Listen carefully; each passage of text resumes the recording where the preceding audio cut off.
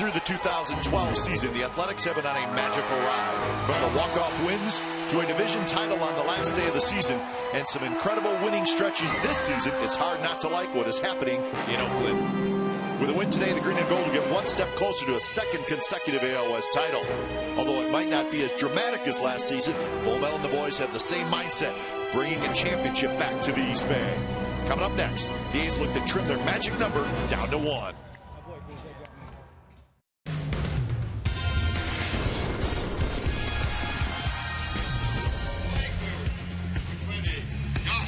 Well, the rain is gone. We hope it stays away as we are just about set for baseball. It's the Oakland A's hosting the Minnesota Twins.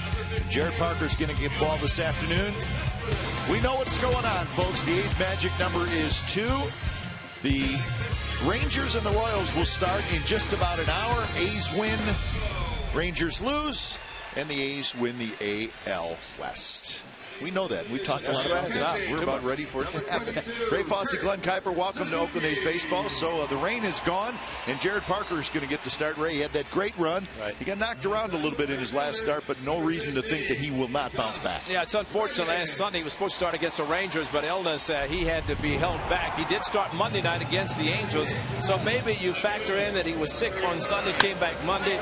He did not have his normally great stuff. He started elevating some pitches, got hit early, got hit often, and unfortunately saw the Angels take advantage of some hits, score a lot of runs. He had 19 consecutive starts without a loss. So a new record for Jared Parker, but that was then. Of course, he's back on a normal turn. This is his 5th day. Should be able to see him back in his normal way of pitching, which has been outstanding. Alberto Callaspo in the lineup again today, Ray. And when I think about Callaspo with the A's, I think about versatility and big hits. And I got to believe that's exactly what the A's acquired him for. That's called a veteran status, and the A's got him for that reason. He is a switch hitter, which makes it nice. He got a pinch hit home run to tie the game in the first game of the series on Thursday night. Of course, then last night came through with a big hit with a runner at third base. His defense has been spectacular, and a lot of that because he's by trade a third baseman, mostly with the Angels, but playing a lot at second base. He is showing great range and especially a strong arm. You take the third baseman's arm, move it over to second. It's a shorter throw, still able to get rid of the ball very quickly, but he has filled in perfectly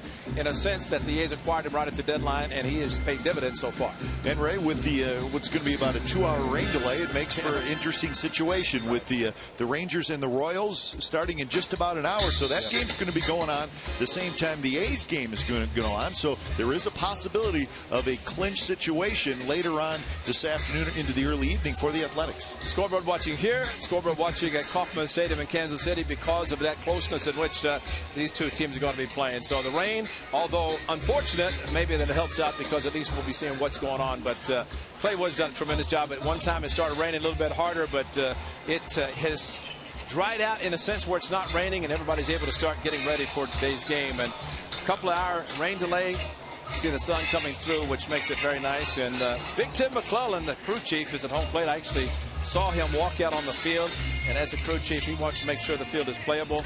But I think those guys, those 4 in blue, want to make sure this game is played. They don't want to stick around for a doubleheader tomorrow, which would have to be played considering it's the final game of the series and final home game for the Athletics during the regular season. So we hope to be coming back for many games during October, but today and tomorrow, 2-day games, the 2 final games of the regular season at home for the Athletics. And Ray, there was some concern about the grass in the outfield, maybe not draining quite as well, but we've been told that it actually drained pretty well. Yeah, softened it up. Yeah, softened it up and made it pretty nice. Maybe the only spot that was maybe a little more wet than normal was really in left field. Yeah, center field originally was a concern, but the center field where there's some of the grass a little bit more worn than other spots, but center field seems to be okay. So that's what some of the people that were down on the field told me. So the drainage system, which is pretty good here for an older ballpark, for the most part did its job today. And we're going to play baseball. So let's check the game time weather presented by the Santa Cruz Beach Boardwalk. Get to the beach. The admission-free boardwalk is open this weekend. So it's 62 degrees. It's cool, overcast, and let's hope the rain indeed does stay away. We've been told, Ray, that earlier today this area got 1 inch of rain in 1 hour. Wow. And that's a lot. That is a lot because it said typically through the Bay Area 30% chance of rain, and with that percentage, you don't expect to get that kind of rain. I thought the interesting statement you made, the drainage system is good.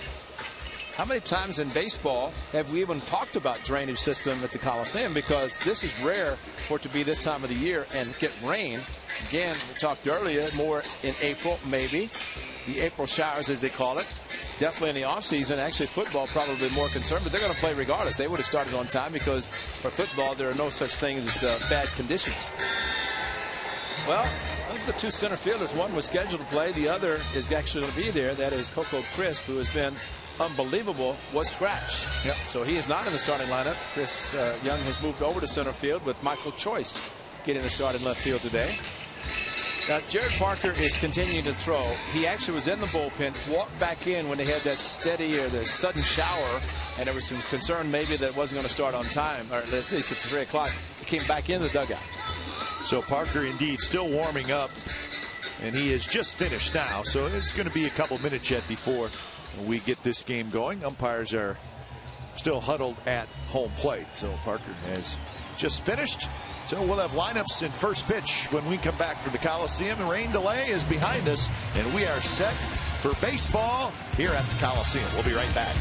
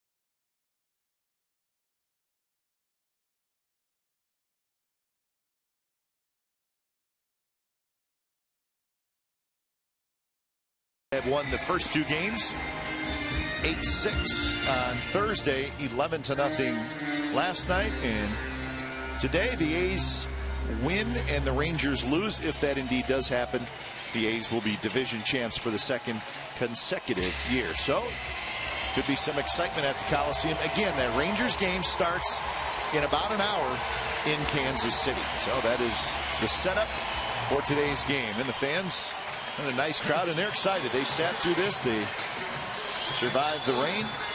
A's grounds crew terrific as always, and the fans are like, hey, what a here, let's go. What a great day for Oktoberfest. It's a 2-hour rain delay. Little extra time. What do you do with that extra 2 hours? So the A's wearing the green tops this afternoon take the field. Get a nice standing ovation from their fans.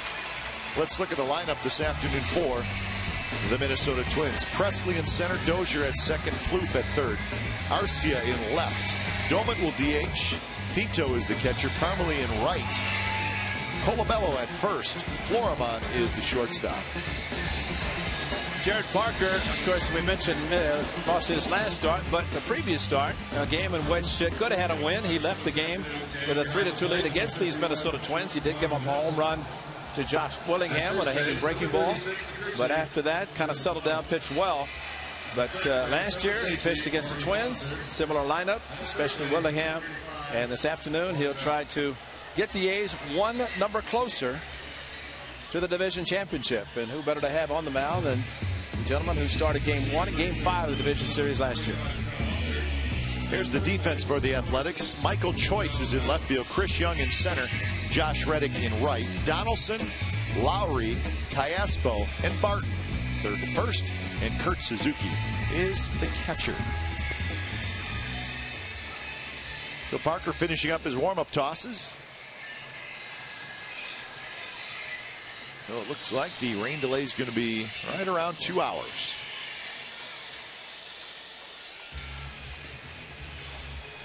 Interesting, the first 3 games of this series against the Twins, 3 different catchers. As Kurt Suzuki gets the guy behind the plate today, he said, "This figures. I get a chance to start, and it's raining." Of course. You know, he figured I'm going to get scratched, but he is behind the plate. He's caught Jared Parker a couple of games, the Baltimore and Tampa Bay games. Marvin Hudson will call balls and strikes. McClelland at first, Foster at second, Wally Bell at third. So we're excited that we're going to get this baby going.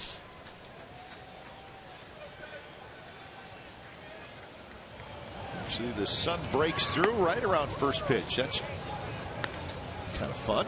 And the first pitch is a ball. So first pitch, 306. We might see shadows a whole lot today, but we have a few now. Presley hitting .276. He's got a homer and 8 RBIs, and he's ahead in the count 2-0.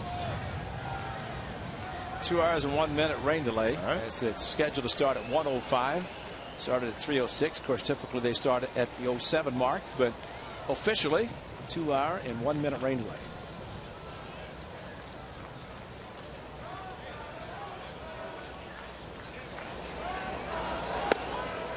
In there for a strike. I think it's always great when teams come to Oakland, where it's always very nice weather, sunshine, and started to rain. First thing Bert Blyland did, pulled out the media guide to find out the last rain out. Something you don't even think about, and it's been a long time. I believe it's 1998. Is that correct? Yeah. But he actually said there had been about 3 snowouts or rainouts in Minneapolis. Of course, they're playing outdoors at Target Field now instead of the Metrodome, where of course it never had a delay or a rain out unless it was too noisy. 3-2 now, with Dozier to follow, and then Plouffe here in the first inning.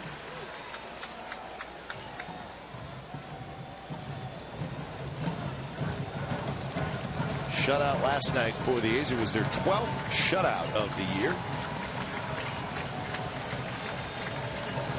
3-2 pitch is bounced. It's a tough hop. Barton knocks it down, picks it up, steps in the bag, and that's out number 1. Well, that's a good changeup to throw 3-2. One of the first he had thrown in this at bat to Preston, the leadoff hitter. Kurt Suzuki put the wiggle down, change up out in front, and it gets it out thanks to good play by Derek Barton. Number 2, Ryan Dozier. You know, one of the things about Kurt Suzuki and Derek Norris, Stephen Vogt, and Barton became a catcher right there, and that's the way you do it as a first baseman.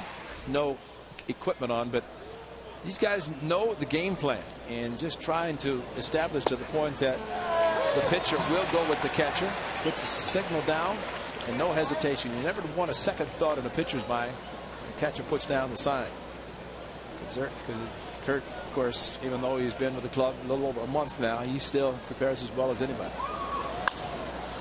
Swing hit very high, foul territory, and Donaldson's run out of room. Count is 0-2 to Dozier.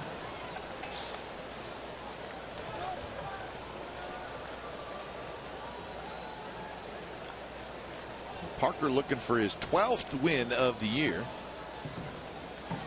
Well, today's Saturday, so he should get one more start next week.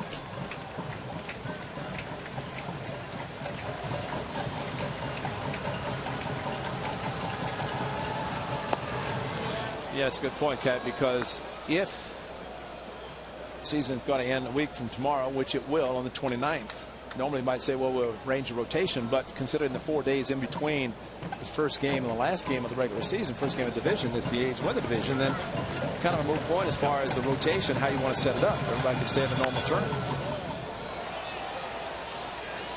Barton coming near the seats, and he crashes into the seats, and he bounces right back up. Well, I said catcher as he fielded a ground ball using his body, and I think there's a catcher mentality there. Long run. He did not come up short going to slide. He just banged into, fortunately, the padded wall. And remember, at one time when you ran it that hard, it would collapse. Not anymore. It's more of a sturdy but very well padded, as you can see the amount of pad. Got him about thigh high, waist high. Expo brought to you by Cache Creek Casino Resort. So 1-2 to Dozier. Foul ball right side.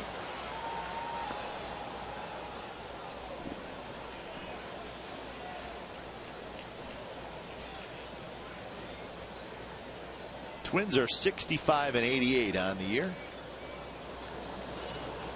They have lost 8 out of their last 10.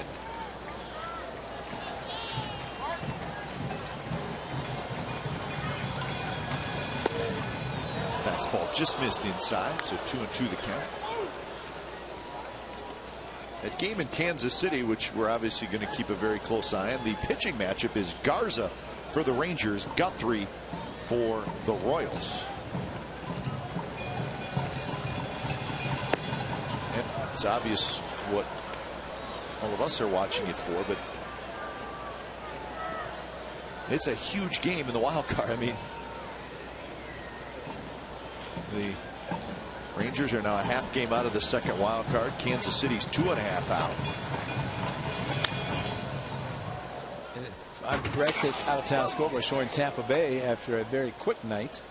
Short turnaround, quick turnaround, came back and won again this afternoon. They did indeed. Tampa Bay beat Baltimore 5-1. So the Rays now with 1-game lead over the Indians for spots 1 and 2, but Rangers a half game behind the Indians, 2.5 for the Royals. Yankees won their 2.5. So no clear-cut answers to that American League wild card. That one off the glove of Parker, charging his Callaspo. His throw is not quite in time, and it's going to be a hit for Dozier. Well, that's an at-bat the A's usually have. Dozier started 0-2 and took the count full after fouling 3, and Parker just had it deflected a little bit too far away from him and too far away from Callaspo, who was playing deep. The glove, but just could not knock it down and keep it close enough to him. It's Callaspo's strong arm almost made a miraculous play, but could not. Just thinking about Matt Garza, you know, he was acquired by the Rangers for the stretch drive, and you talk about a game of possible elimination. This is where they want him to step up. Of course, as you mentioned, Guthrie signed with the Royals, so put him in the rotation. Chris Young has it. So these are some of the games affecting that AL wildcard race. As we said, the Yankees beat the Giants today 6-0. In the fourth position, Tampa Bay beat the Orioles 5-1. So Oswaldo Arcia. Yankees still in it. And Tampa Bay, after, as Ray said, that long game last night, 18 innings, and it was David DeJesus who got the big hit again for the Rays. 2:05 St. Pete time when it ended, and they started the game at 1:05 or 1:10 this afternoon local time, their time. Sleep fast. Oh, or don't sleep. Man. And I was listening to the lineup, and they said somebody's catching for the Orioles because Matt Wieters caught all 18. That's a hurt on your batting average. Of course, this late in the season is not going to affect, and that's probably the last thing they're thinking about. But you get that many at bats in an 18-inning game. That's like playing a regular doubleheader, but consecutive innings.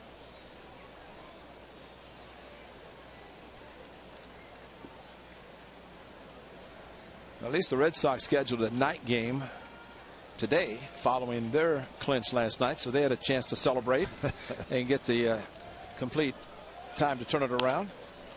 Arcia pops it up, shallow center.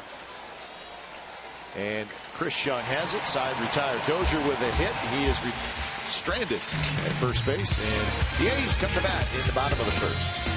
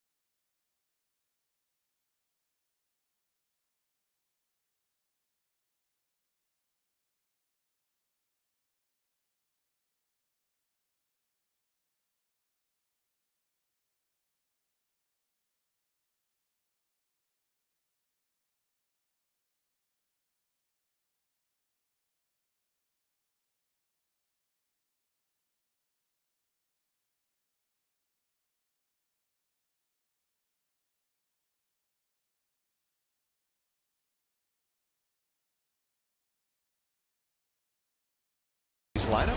Chris Young in the leadoff spot. Lowry at short. Donaldson at third. Cespedes the DH. Callaspo hitting in the 5th spot. Then Suzuki, Reddick, Choice, and Barton. And another new pitcher for the A's to see today. 6th game against the Twins. 6 different starting pitcher, and we'll see it tomorrow with 7. DeVries is scheduled to start in the final game, but Pedro Hernandez making his 11th start, similar to that of Andrew Albers, who pitched last night. Another lefty. He does throw. Hernandez does. Throws a little bit harder than Albers. Featured his fastball last night, but similar pitches. So the A's at least will see somewhat of a similar pitcher than what they saw last night in the 2nd game of the series. Here's the Twins defense. Arcia is in left field today. Presley in center, Parmalee in right. Plouffe, Foreman, Dozier, Colabello on the infield, and Pinto is the catcher.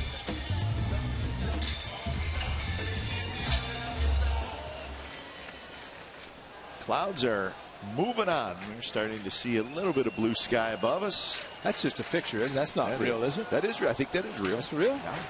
It's live? That was a nice cloud. First pitch, fastball high to Chris Young. 201, 12 homers, 37 RBIs.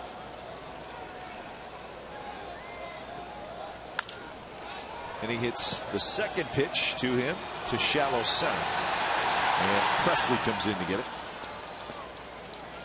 So that's out number 1. And here's Jed Lowry. There's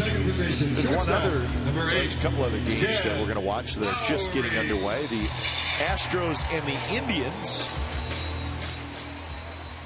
And the Indians scored a run in the bottom of the 1st on a Kipnis sacrifice fly. So it's 1-0 Cleveland in the 1st. Clemens and Casimir, the pitching matchup there. So where the Indians have that 2nd wild card spot right now.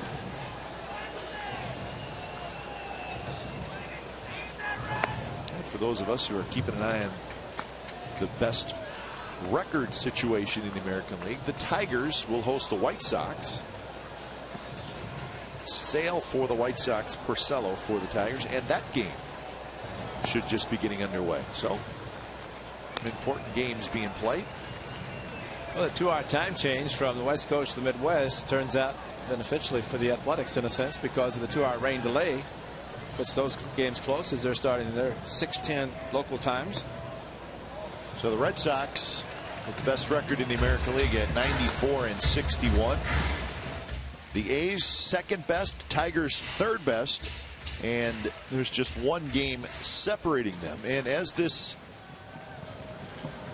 postseason situation pushes toward a conclusion, Ray, it's slowly and nothing for sure, but the A's and the Tigers in the 1st round is a very, very strong possibility. Yep. And it's a 5-game series. Again, this is all up in the air yet, but left center, and that's going to be a hit for Lowry. So Lowry drops one into left center field for a single. Well, the thing about what John Farrell and the Red Sox have done this season is Jed Lowry off the end of the bat, down away from him, too close to take, so he swung and laid it perfectly in the left center. And of course, Lowry with 43 doubles, thinking about a double here as he ran hard to first, rounded aggressively, but decided to hang up and go back to first, which is a good idea.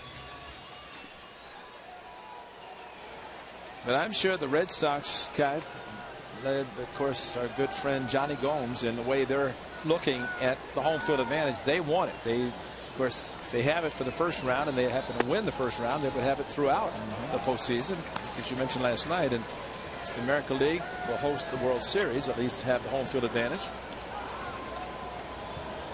And that doesn't mean the Tigers or the A's couldn't put a final week run and maybe catch the Red Sox. But as it looks right now, Boston has a decent chance of holding on to that best record. There's a team getting close to joining the postseason dance. That's the Atlanta Braves. The Braves are leading the Cubs 1-0 in the 8th inning in Chicago, and if Atlanta wins that game, the Braves will clinch the National League East. Dodgers and Red Sox are the two teams that are in.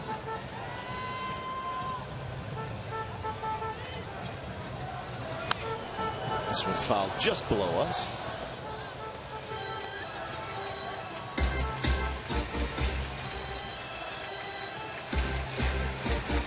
And I meant just below us. I mean, literally. Just below us.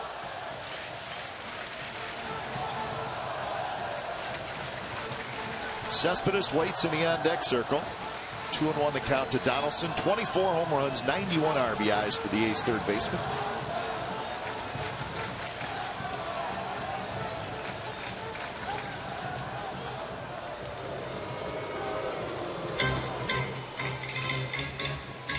Lots of sunshine. That ugly weather that was here a couple hours ago hopefully is gone. Well, they did sing the song "It Never Rains in California," so there is reason that song was written. But we have seen some rain, but sunshine now. So stick around, and we'll change back to the good times. Donaldson, a shot center field base hit. Lowry to second, and the A's have 2 on, 1 out for Cespedes. Just think if Josh Donaldson, and we have pointed out, and I'm sure the boys have put up again the graphic of how many hits to center field, right center, right field. For the right-handed hitting Josh Donaldson, the leg kick, foot down, and attack a good fastball. But just think if he tried to pull all those pitches that he has hit so well up the middle to right field. There'd have been a lot of 6-3 or 6-4 threes, and there you see it. How about that number? 86 to center field or to right field. 86. That's remarkable. And that's just a great approach. 64 he's pulled. A lot of those have been home runs. With his number of home runs now stands at 24. But just a great season for Josh Donaldson.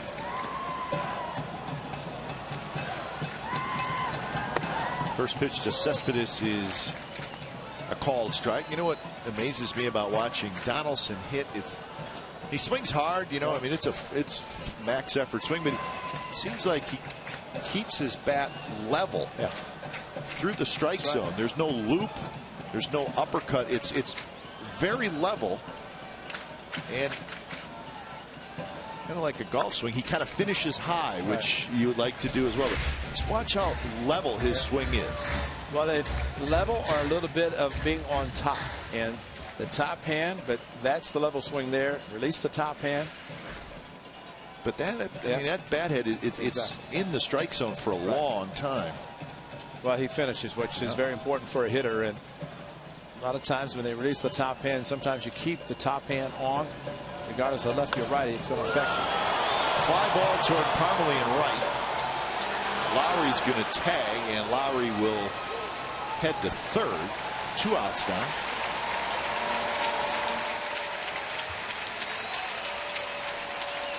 And that'll bring up Callaspo. Batting in the 5th position, second baseman, number 18. Talked about Callaspo in the open of our show. And how valuable he has been to the Athletics.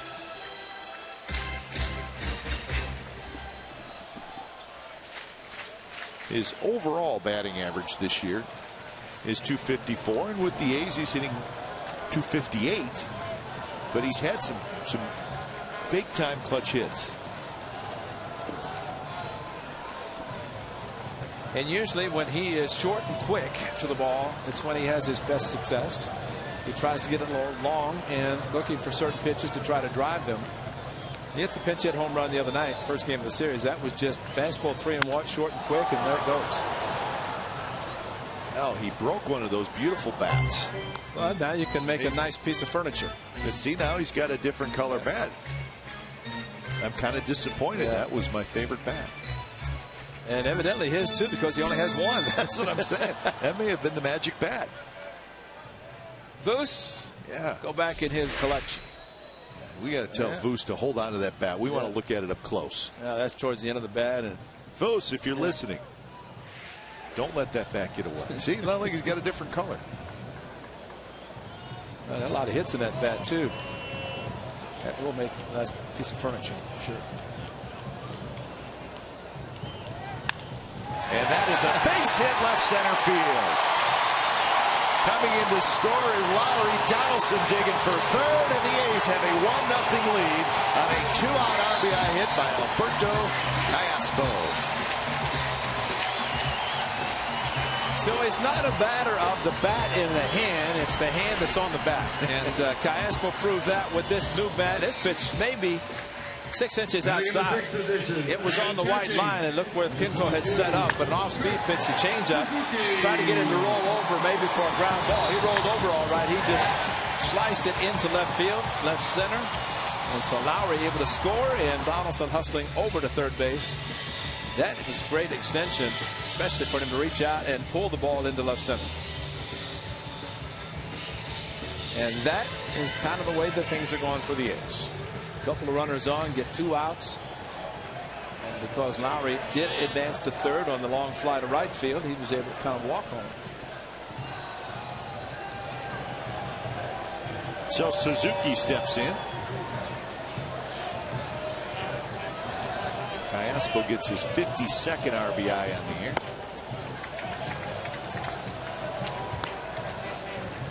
That game in Cleveland, Michael Brantley hit a 2-run homer.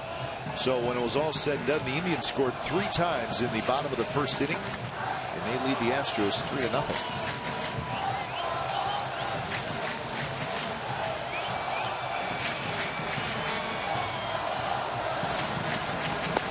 Outside again, and it's 2-0.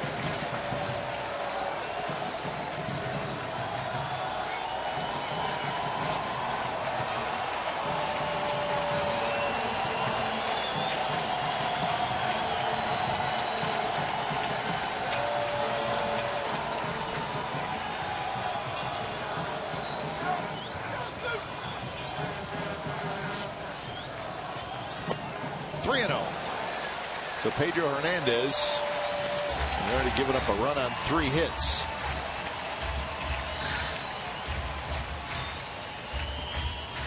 Well, the 2-out hits are really, really huge. And of course, the A's last night, a lot of runs with a couple of outs and the unearned runs, but they took them anyway.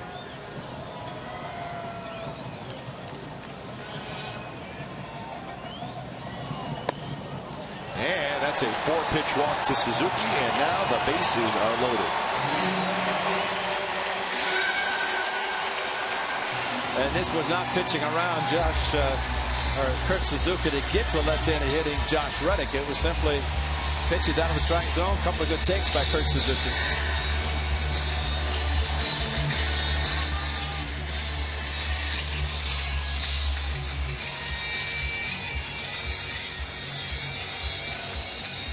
I would imagine that Rick Anderson probably tell you he's made a few too many trips to the mound this year. Yeah, he's one of the best pitching coaches, and has to be a little bit disappointed because he has had such a great staff throughout his career, as has Ron Gardenhire, the manager. Very good teams, but the 3rd consecutive year they're going to finish down in the lower part of the standings in the American League Central, and there's their ERA. You hardly ever saw the Twins in the top 5 with the highest ERA in the American League. And even the Angels, just think where they would be if their ERA wasn't over 4. Yeah, the Angels have scored enough runs. Yep. First pitch to Reddick is a slider high.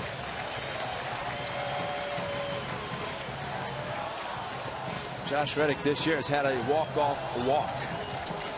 And of course, patience now with 4-pitch walk to Suzuki. First breaking ball to him out of the strike zone.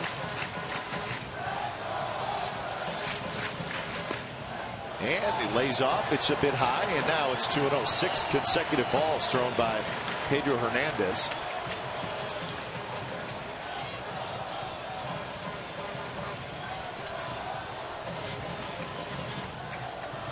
Donaldson, Callaspo, Suzuki are the runners for the A's. Reddick had a rip, fouled it back.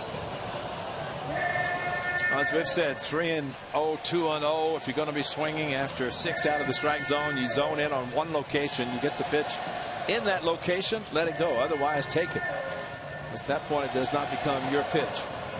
Reddick with a good swing, just could not put it in play.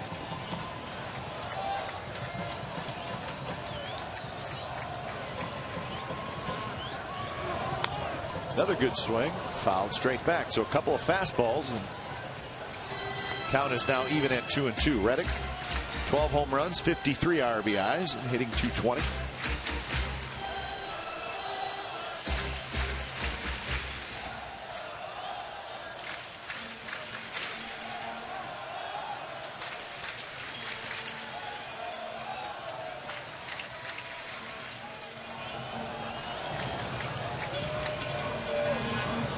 Swing and a miss. Good breaking ball there by Pedro Hernandez, and Reddick strikes out. A's get a run on 3 hits, so we're headed to the second. It's the A's 1 and the Twins nothing.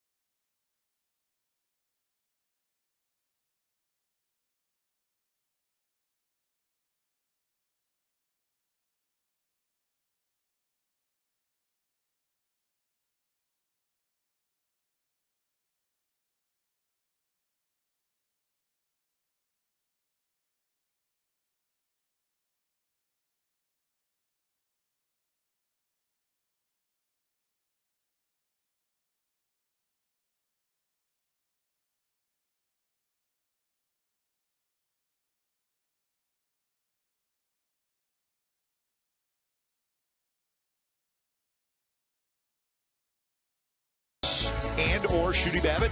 Put your question to at CSN Athletics with the hashtag A's Talk, and your questions could be answered tonight during A's Postgame Live. CSNCalifornia.com, your interactive home for A's baseball all season long. So many questions for Bibb and Shooty. So little time. And you know they're all going to be answered so well. I mean, it's just, you know, you could probably veer off and ask them non-baseball questions. That probably could be life questions. That might be the best idea ever. Self-improvement questions, you know, just. Well, Shooty could help you self-improve. Because Shooty, there's different ways to just make yourself a better person, and I got to believe Shooty and Bibb probably written books about that. Well, maybe they can have a book signing. We've had a lot of those lately. Stack is still over the booth next to us too. Those are probably books that have already been sold. That's probably true. Ken Korek's book, Holy Toledo, is jumping off the shelves from what we're told, and that's awesome. A lot of signings at the Coliseum, and he's got stacks of books over there, personally autographed, personalized books. So that's pretty good. I'm going to wait till the off season. I like to read a couple books in the offseason. I'm going to wait till the offseason and read it. See, now those could be pre-sold. That's it right there. It could be free giveaways.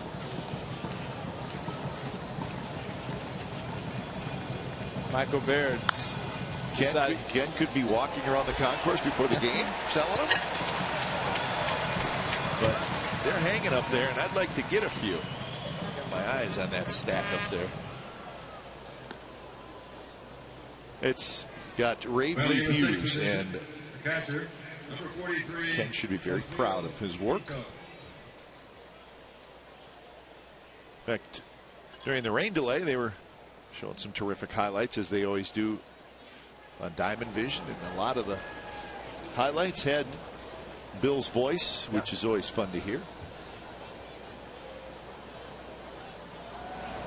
Now, very few bobbleheads you will ever see that has the voice recorded in the push button. And you hear the great calls from the late great Bill King. And we hope it wins the Ford Frick Award for great broadcasting eventually. But we used to have it on the radio side, have Bill right there. Want to get inning going, just push the button and hear the great Holy Toledo calls from Bill King. Hey, I got a bottle cap opener at home. Oh, that's right. Oh, yeah. Oh, yeah. Pop open a frosty one and you get to hear Bill, which that's a pretty good combination. That's great. Yeah. That is a good combination. So what kind of frosty comes in a bottle that you have to open? Can't tell you that, right? Okay. You tell me that in the off season too. That's right. When you read your book.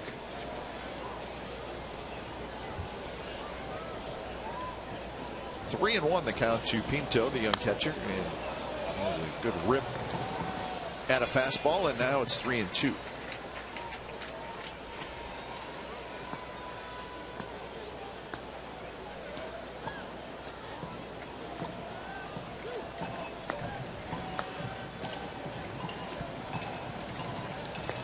Parmalee waits in the on-deck circle.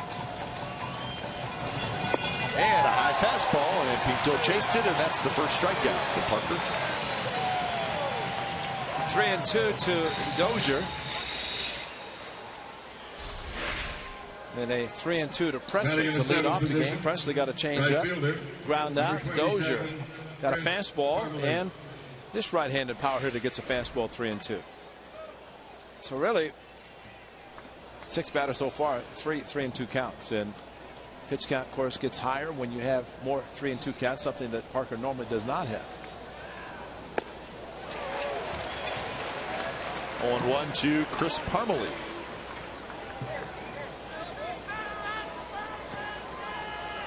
Parmalee hitting .229, 8 homers, 23 RBIs. 3 for 6 in the series with a couple of walks. Now the Twins getting a long look at Parmalee. Seen him at first base. Today he's playing right field.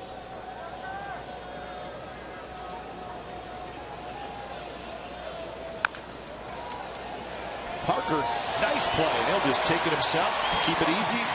1 unassisted, and that will do it for the Twins. Bottom of the second coming up. Michael Choice is going to lead it off. A's lead 1-0.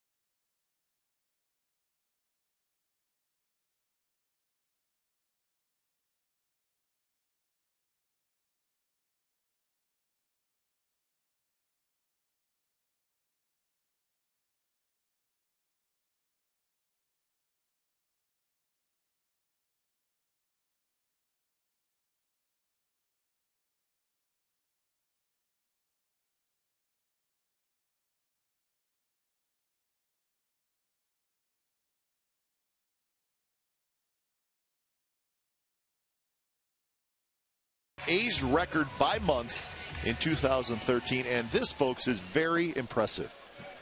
They have not had a losing month this year.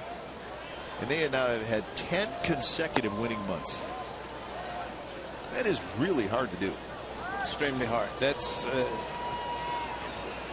yeah, because you usually, and you see a lot of teams right in the middle, you might have a little bit of a slump, kind of the June swoon as they talk about, but the A's that consistently, and that makes them a very good team because, as Bob Melvin has always said, we play for today and worry about tomorrow, and you play for today. That means you get a lot of wins. In the case of the A's, 10 consecutive. Of course, they started in the month in which they were 13 behind the Rangers on June 30th. So I'm looking at the Boston Red Sox by month. They have the best record in the American League, and their worst record was 15-15 in May. So they've come close to doing what the A's have done this year. Same thing with the Detroit Tigers. Their best, or I should say their worst month, 14-14. So the three best teams in the American League record-wise, the Red Sox, Tigers, and A's, none of them have had a losing month this year. Chop over the mound. Florimon has it, throws to first, and the ball trickles away, and it hits Choice, and then it rolls down the right field line, and Choice is going to end up at second base.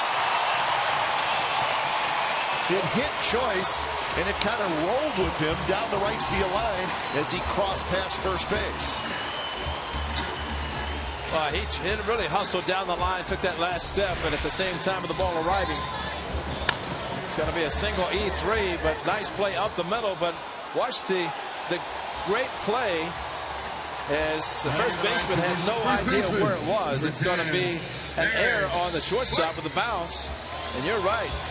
Great hustle and beat it out. Choice, and then realized the ball's in front of him. And I don't know that he even knew it was in front of him, right? No. And Ty was yelling and looked like he was grabbing his left groin. And Colabello didn't know where it was either. No. That's why you have a first base coach. Follow him. So a hustle single gets to second on the error. So it goes as a single and an E6. And the A's have a runner in scoring position. Let's see where it hit him. And maybe that's why he grabbed the leg, because it hit him there. And then he looked back, probably heard Ty Waller, and he hustled to second base. 75 errors now for the Twins. Last night, it was ugly for the Twins. They made 4 errors in last night's game. Barton takes low. Yeah, that was not a fun night for Ron Gardenhire and his defense. His team making that many errors, and for the starting pitcher, Albers, gave up 8 runs, but only 3 earned. 2-0 to Barton. And that one is ripped to right field. Parmalee dives, and no catch. No catch. Choice to third. He stops there. Tim McClellan called it immediately, waved his arms out, saying that the ball hit the ground. And it's a hit for Barton. Barton took a couple of breaking balls to get the count to 2-0, and just the sound was unbelievable. There's a short hop into the glove, and actually he dropped it, but this is what Tim McClellan called right there. Hit the ground, and then, of course, he ended up missing the ball, but initially it hit the ground in front of the glove, and that's what Tim McClellan saw hustling down the right field line, and saw the ball hit in front of the glove. Of course, at that point, he indicated no catch. So Barton really did the job moving the runner. Even better, got himself one. So another great scoring opportunity for the A's as Young steps in.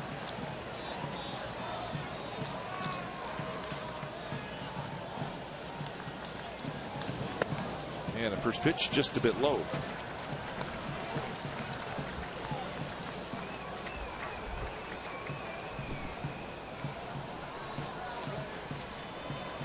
Young hit a fly ball to center field in the first inning.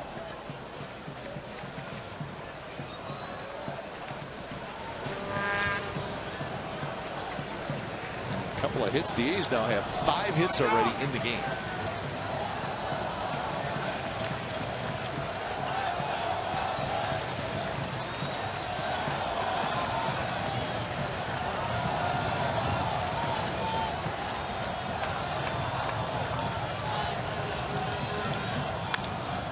Driven to right.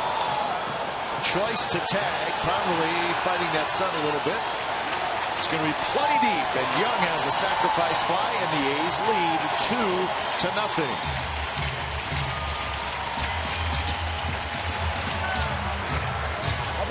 Great job by Chris Young, because this pitcher has got a very good changeup, and you don't want to jump out too quickly. So he stayed back, just used the quick hands. He stayed back, pitched a little bit away from him, and drove it deep enough to right field. Parmalee, you see an outfielder kind of backpedaling a little bit. It's going to be an easy tag, and you really, as an outfielder, have to be concerned about the other base runner. In this case, it's Barton at first, but he did not tag. So here's Lowry. Young gets his 38th RBI of the year.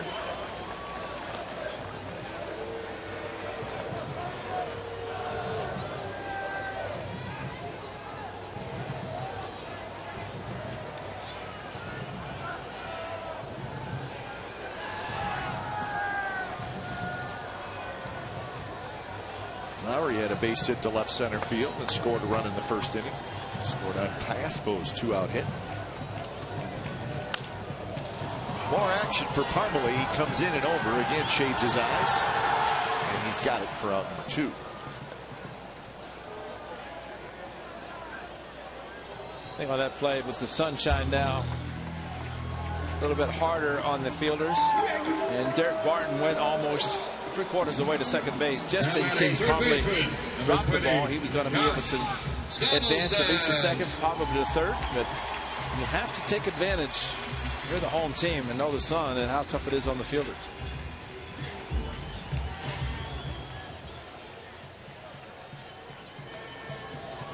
Outfielders probably dying for some of that cloud cover. Exactly. Donaldson had a line drive hit in the first inning.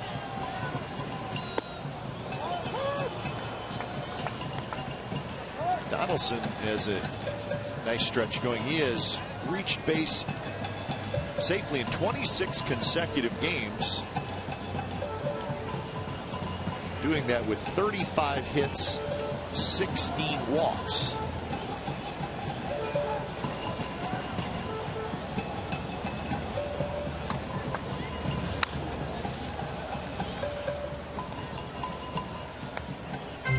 Home run last night for Donaldson, his 24th of the year.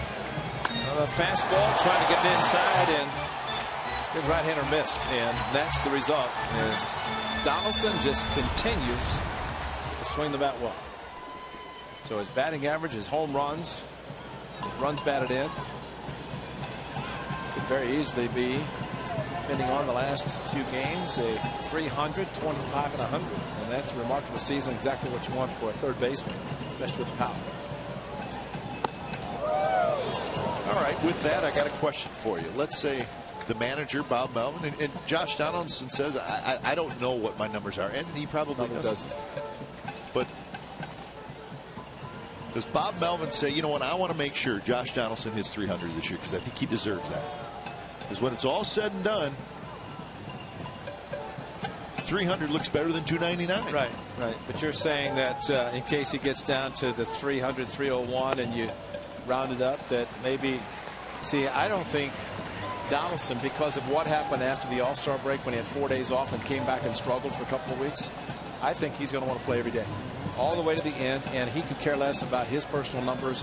He wants to be ready for what he hopes to be postseason. And you know, you're right, 300 sounds great, but I don't know. I just watching Donaldson, and with those 4 days possibly off if the A's win the division. Line drive left field. Arcia going back, turns around, and it's off the wall. He gets to it quickly, gets it back in quickly. Barton stops at third. Donaldson has a multi-hit game again. 36th double of the year. See, he's not going to have to worry about it anyway. His batting average, even with the at-bat, still continues to rise. And this ball just, his approach, another shot with a great swing, the release, and not enough elevation to hit his 25th home run, but off the wall, hit so hard that Mike Gallego had to hold up Barton.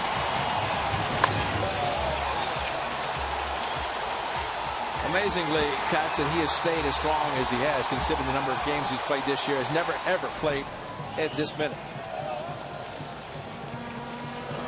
It's all between the ears, and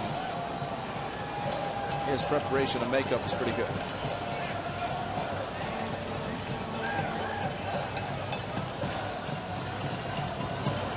Cespedes swings and misses. So Donaldson now has 55 multi-hit games, tying Jose Canseco for the second most, trying to catch Tejada and Kotsay. So he needs 3 more to set the record for most multi-hit games in the season in Oakland A's history. The thing is, he doesn't have to worry about any of those other players. They're either retired, or in the case of Kotsay, retiring after the season, and the other players no longer playing.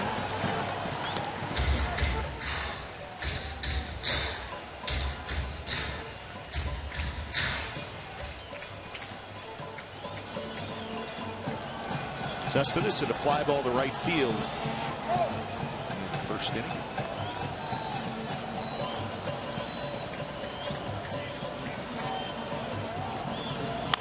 That will hit hard left field, base hit.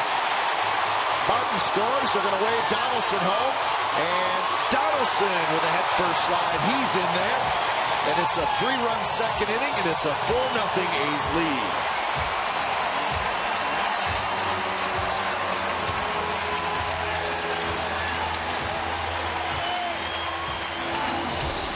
Back-to-back innings of getting 2 odd hits, and Cespedes, a hanging curveball, shot it through the left side of the infield. Donaldson with 2 outs on contact, and watch at home plate. Number of guys standing there telling him what to do. Slide. So you have Barton, the runner in front of him, and also Callaspo there. As Donaldson rounded third, what should I do? They told him. He did it, and he's safe. And Derek Barton, boy, you like to see this. And of course, it's Barton, the runner, telling him, get down, and kind of pointing. And boy, that's what you want to see. In this case, Barton was in front of him. Callaspo there, the on-deck hitter, to make sure that if Barton didn't do it, he was going to tell him. You have to have that for a runner coming in. Now Cespedes now has 18 RBIs in September. Tops in the American League. First pitch to Callaspo drops low.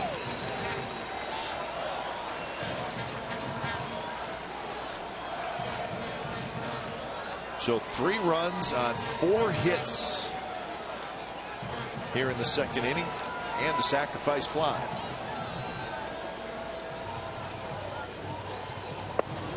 That is a strike on the outside corner.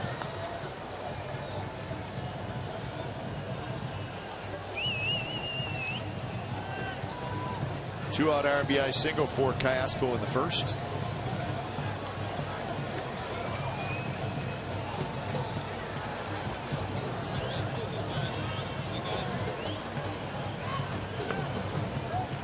And now 2-1. So pitch number 50 coming up from Pedro Hernandez, who,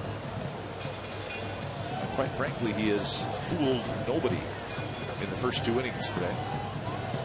Sonny Gray's thinking about getting back. It's not to go too far now. Interleague plays over.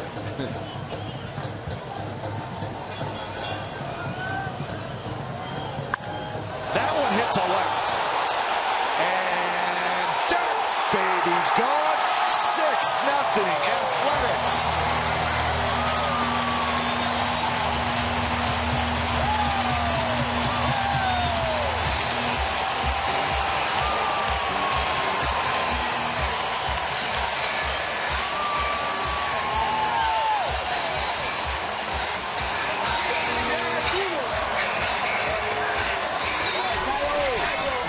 Another big hit with 2 outs. Callejo, the 90-mile-an-hour fastball, and he knew it.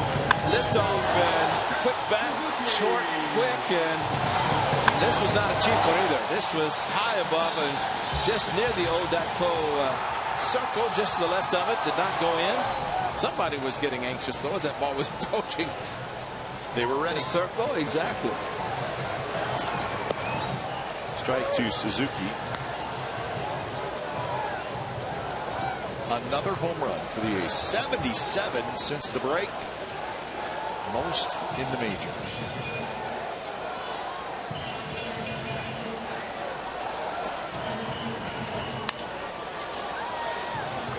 Trevor Plouffe, the third baseman, to his left, throws in time to get Suzuki. Side retired. 2-out damage by the Athletics. Callejo finishes it with a 2-run homer. So we're on to the third. It's the A's 6 and the Twins nothing.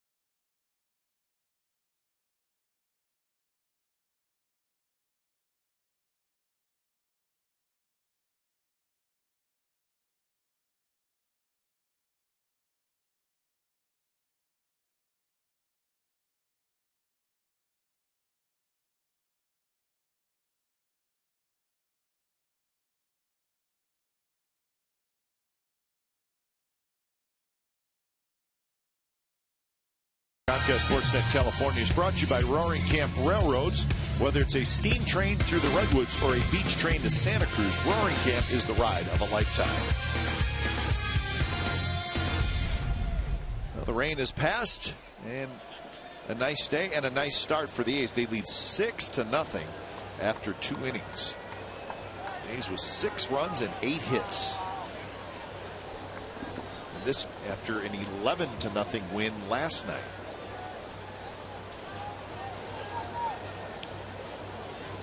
Chris Colabello, big tall right-handed hitter, to lead it off against Parker.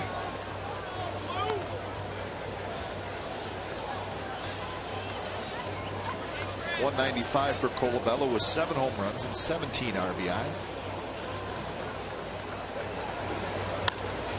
And he skies this one to center field. Chris Young is there. He's got it. It's always interesting to watch the outfielders on a high fly ball and a lot of sun. Chris Young kind of turned himself to make sure he got a good angle and found the ball coming out of the sun. This time of the year it does change as far as the direction of the sun, but still very, very tough on the outfielders. So here's Pedro Florman. Fouls it at the plate. Well, the Atlanta Braves could not clinch today. They had a 1-0 lead going to the bottom of the 8th at Wrigley Field, and the Cubs scored 3 runs in the bottom of the 8th. And the Cubs won the game 3-1, so the Braves will have to wait a day. So all that champagne in that small visiting clubhouse at Wrigley Field, and it's small, trust me, he's going to have to wait another day. What is the magic number? 1. But if Washington loses, that's true. If Washington tonight. loses, they play tonight. So maybe celebrate on the town in Chicago. But you probably will not see the Braves waiting in that smallest clubhouse to see what's going to happen with Washington. Not with an extended roster. But you're right. The Braves could clinch tonight if the Nationals lose. Yeah, the Braves have had the lead for so long. It's almost just a matter of time when they were going to clinch it. And, you know, maybe they weren't even planning on celebrating anyway. I'm sure they will, because it is something to know that you're going to go to postseason, especially what happened in 2011 for them. They had a bad September. So to bounce back and play as well as they have, and that's without Tim Hudson, who broke his ankle. Bunch of young pitchers. Freddie Gonzalez already been named the National League Manager of the Year, considering what he's done. 3-2. And that one's driven toward left center. Young got a good jump, and he makes the catch. Nice play, Chris Young, and that's out number 2.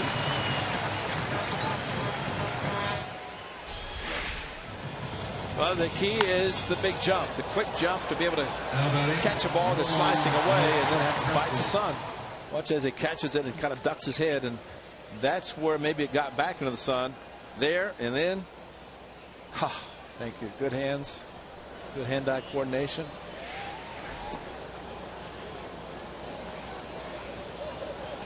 So 2 outs, and here's Alex Presley, top of the order for the Twins. Speaking of the Braves, Ray, remember last year they were a wild card team, but they lost the wild card game to the Cardinals in Atlanta. Kind of like the Rangers lost the wild card game at home to the Orioles. So the Braves are probably thrilled that they're avoiding the dreaded wild card game.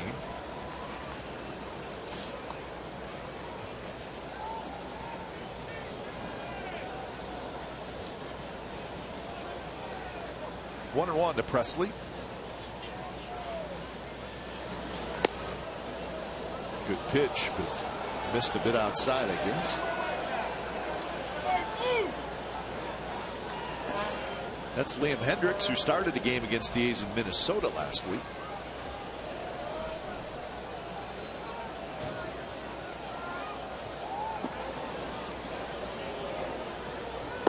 Outside, and now it's 3-1. Indians still leading the Astros 3-0 in the 4th inning in Cleveland.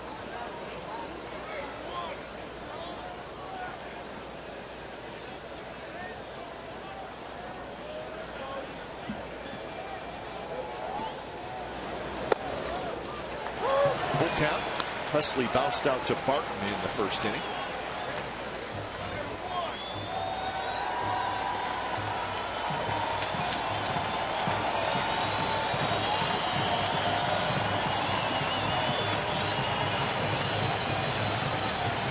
Payoff pitch. It's slapped to left field. Choice on the move. He's got it, and that's a 3-up, 3-down inning. That's 8 in a row retired by Parker. Bottom of the 3rd coming up. 6-0 the A's lead.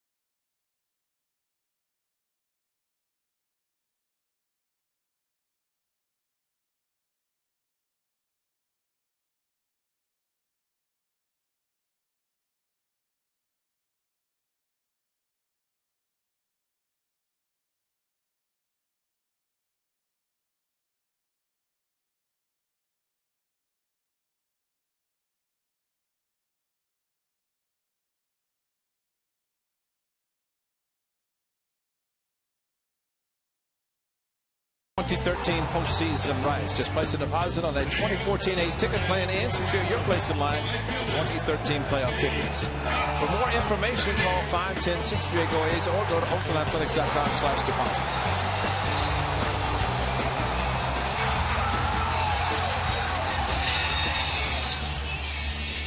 It's always fun when you can read that card. Absolutely. A lot of teams are not, for sure. And my good friend Bert Blyleven has not been reading it for a while. Liam Hendriks is the new pitcher for the Twins, so Pedro Hernandez goes just 2 innings. Was not pretty for Hernandez, so Hendriks takes over. This is his first relief appearance, as he has made 8 starts this year. Pitched well against the A's and just gave up 3 runs, including the win for the Twins. Actually, Jared Parker was the first game of the series at Target Field.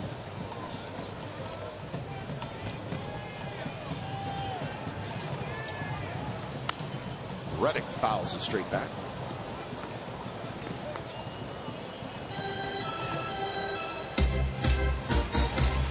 Had to be feeling pretty good about himself. And Hernandez did. He gave up the 2-out hit to Casco, had a walk and then a strikeout of Reddick. But fortunately for him, 5 runs the A's scored in the 2nd inning. And so a lot of those came with 2 outs.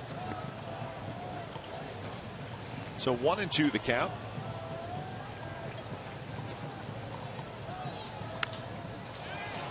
Poke toward left center. Shallow, and it's going to fall. And Reddick's going to hustle for 2, and he's going to make it. And it'll be a double. Presley dove for it, and then it kicked away, and that allowed Reddick to get to second base. Well, for the Twins, they just cannot make the play come up a little bit short, and just enough. Get a nice diving effort. Figue's going to hold him to a single, but watch what happens after the ball hits the turf. Looked like the left fielder, Garcia, just kind of put his hand up, but actually the ball hit his hand. And Josh Reddick continued to run. He's at second base, so a double all the way.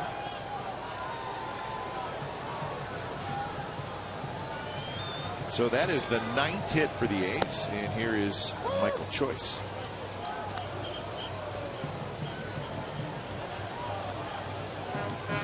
Background information on Michael Choice, still just 23 years old. Got 3 hits and 12 at bats for his first big league RBI. He's got a shot right in. We got a chance to see his explosive speed hustling down the line on the ground ball. He hit the short in his first at bat, and then from a flat foot, once Ty Walter said go to second, he took off, and great sprinter speed to be able to take off that quickly.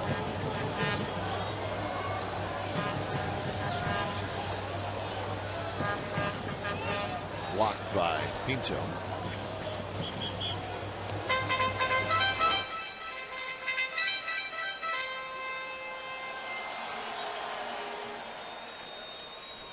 Michael Choice had the infield single in the 2nd inning. It was the ball that Florman threw away at first. Choice ended up at second base with a single and in the air. And on the 1-2 pitch, Choice is going to strike out, so he heads back to the dugout. Fastball a little bit away from him, and had to be thinking about opposite field, but maybe just a little bit late on the fastball. It looks like he was trying to go to right field, but it was past him. So that'll bring up Barton.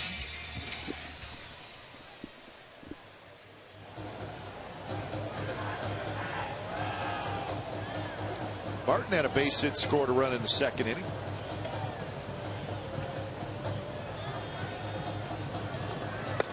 And the first pitch from Hendriks is a strike.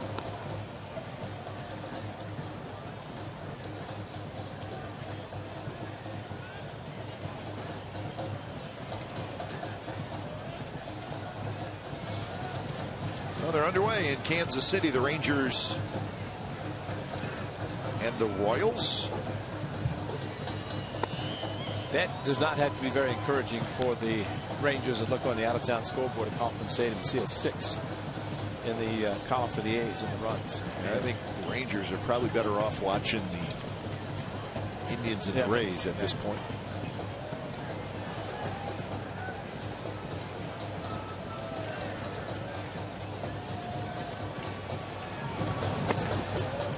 Yeah, it's a good point, because from their standpoint, they really care less about anybody on the scoreboard, just win. Yeah. And the Royals trying to think about the same thing.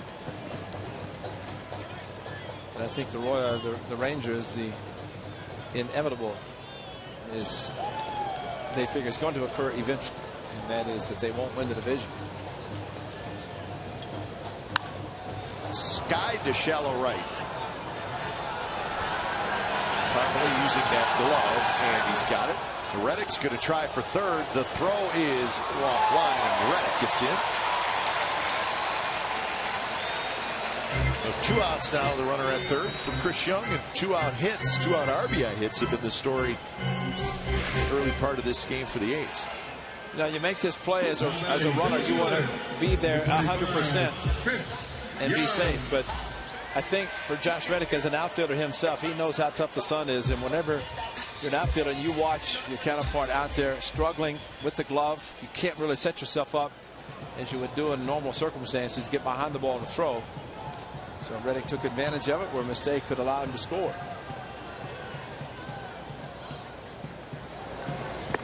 Curveball drops low. Chris Young with a fly ball to center field in the first, and then a sacrifice fly in the second, picking up his 38th RBI.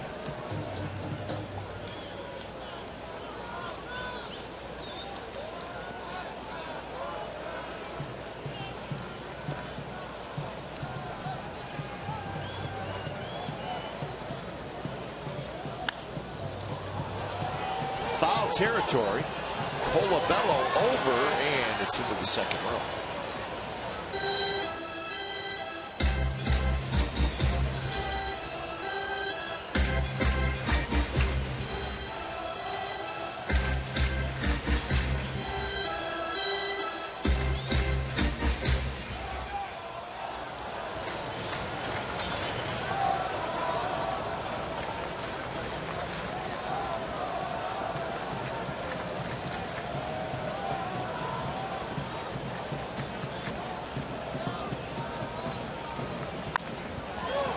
The end of the bat towards second. Dozier has it. Side retired. A's get a double. They do not score. 4th inning coming up. 6-0 the A's lead.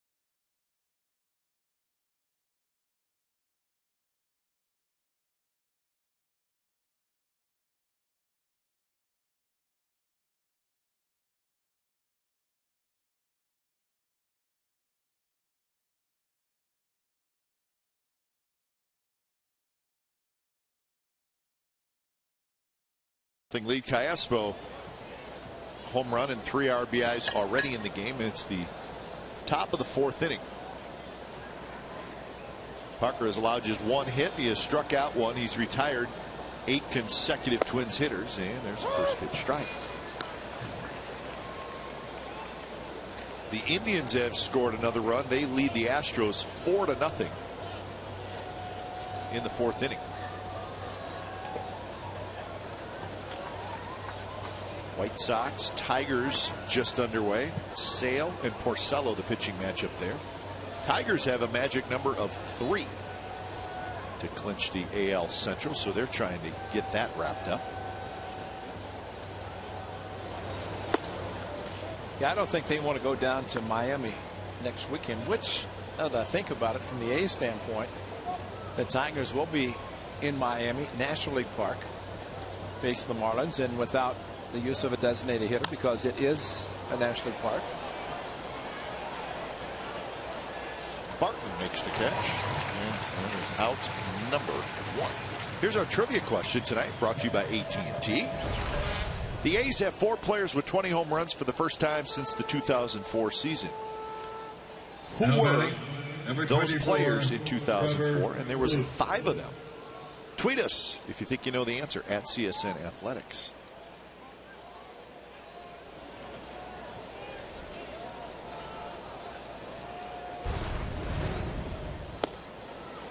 First pitch to Trevor Plouffe is a strike.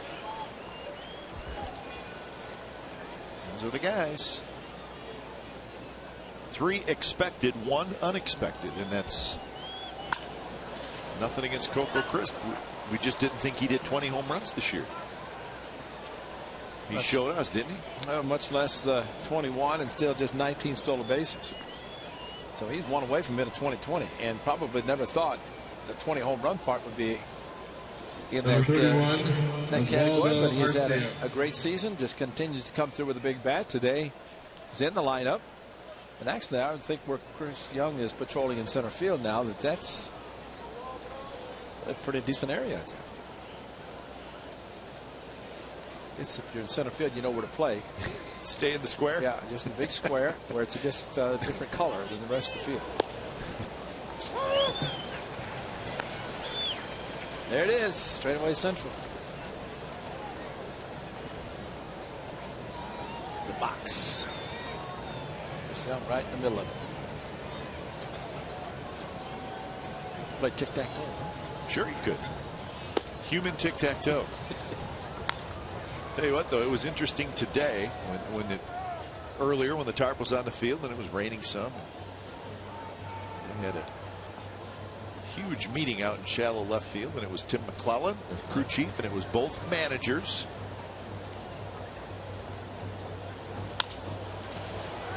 Arcia skies one to right, and Reddick grabs it. So that's out number 2. So look at this group. This is a high-powered group here, folks. Yeah. You see the managers. You see David Renetti. You see Mike Crowley. You see Ken Priest. You see David Forrest. You see Clay Wood. Now batting, number 9, Ryan Doman. And they were all in on it. And that was that area in shallow left field that there was where the most concern was. Chip out there? I don't think Chip was out there. Well, I saw somebody with the hands in his back pocket walking around that looked like Chip. Maybe not. They looked at it for a long time. It's all said and done. We're playing baseball in the 4th inning, and that's the most important thing. 2-0 to Ryan Doman.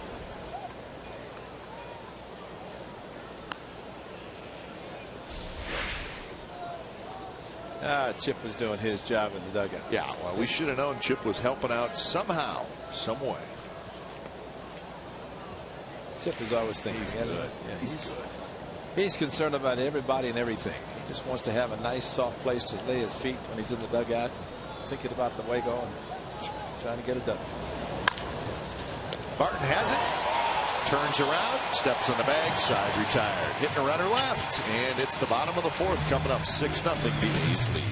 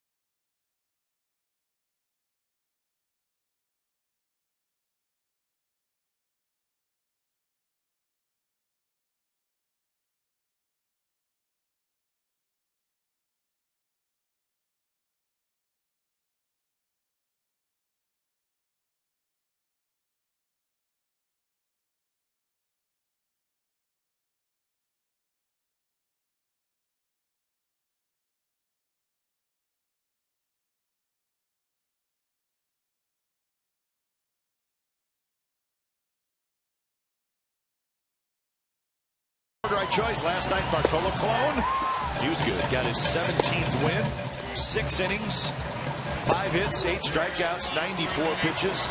So Colon now on the year 17-6 with a 2.64 ERA. He is our forward right choice for today. So Bartolo Colon rolling along. Those last 5 starts down at the bottom, those are the 5 starts since coming off his stint on the disabled list. It looks like that stint on the disabled list helped him because he's throwing a little bit harder. There's a shot, and that's another hit. Jed Lowrie is going to try for 2. The throw is not in time. It's a double for Lowrie. It's going for 50. That's right. I don't blame him. That's a hustle double, and why not? Really hit it in the gap, and a bit disappointed if he had tried it at first and not been thinking about going for 2. His 44th double. Got the first pitch fastball. Bob Hendricks and just kept going. And good job of the center fielder Preston cutting it off, and strong throw, but way off line. And Jed Lowrie hustling all the way to get his 44th. Turned the bag nicely and feet first slide into second.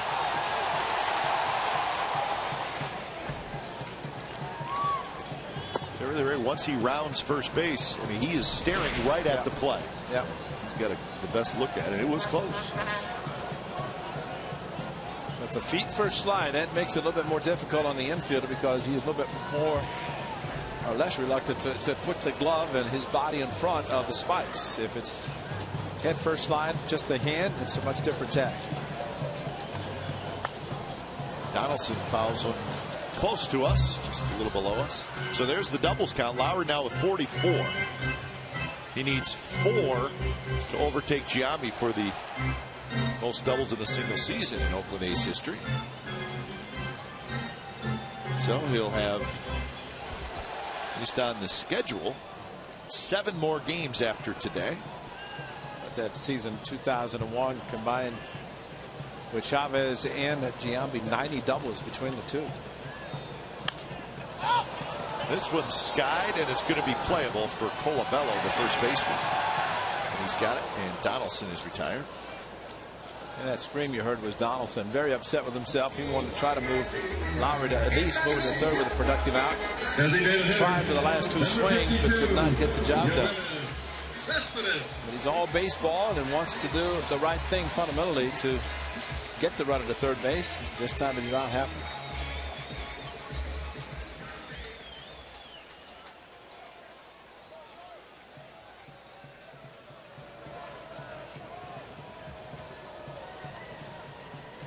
So Cespedes steps in. He had a 2-run single in the second inning, giving him 79 RBIs on the year. Last year, Cespedes drove in 82 runs, so he's got a chance to surpass that number. He was 23 and 82 last year, home runs and RBIs. This year, he's 25 and 79. So the average was higher last year.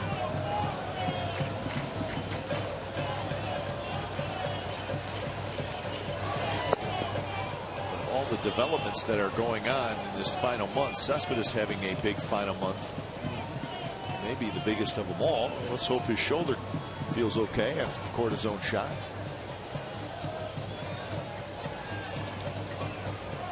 If he had the shot Wednesday, took Thursday off, played Friday, that is a pretty good comeback, because usually it's 48 hours and just depends what time he did it on Wednesday. But taking only 1 day off and coming back and hitting the big home run last night. This one grounded his short form on charges, scoops it up. That's out number 2. MLB.TV celebrates 11 years. Keep up with the pennant races and catch the rest of the 2013 season in HD quality. Watch every out of market game live on more than 350 mobile and connected devices. Visit MLB.TV today.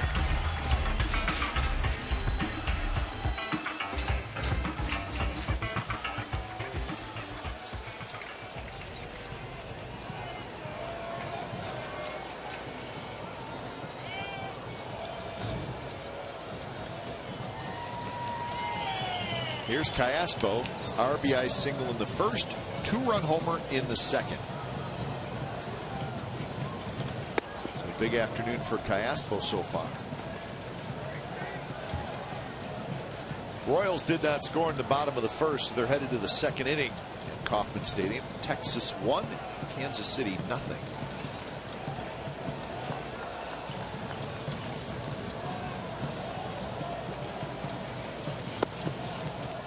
Now Liam Hendricks in his second inning of work.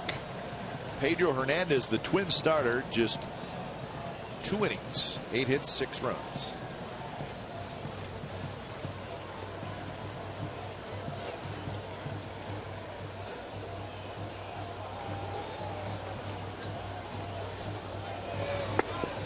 And now 3-0.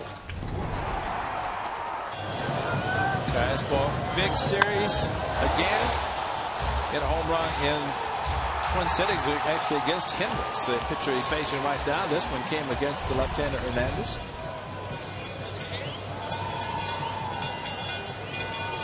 He's going to try to do something that he's hitting. Coach Chili Davis did a lot. Home run from both sides of the plate.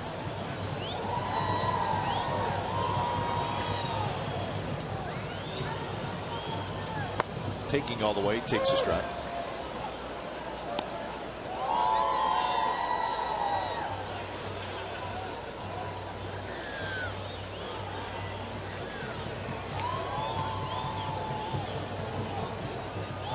So 3-1 the count with Lowry at second. Lowry opened up the inning with a double.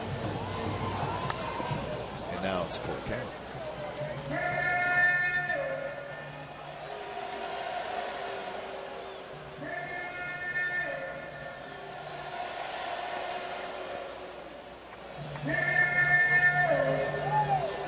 Kurt Suzuki would love to hit in this inning.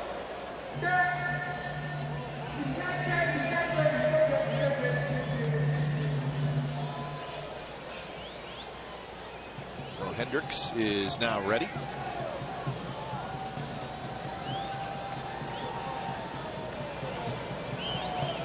And the 3-2 pitch is bounced towards second. Dozier gives ground, flips to first, side retire. Lowry stranded at second base, and we're headed to the 5th inning. It's the A's 6 and the Twins nothing.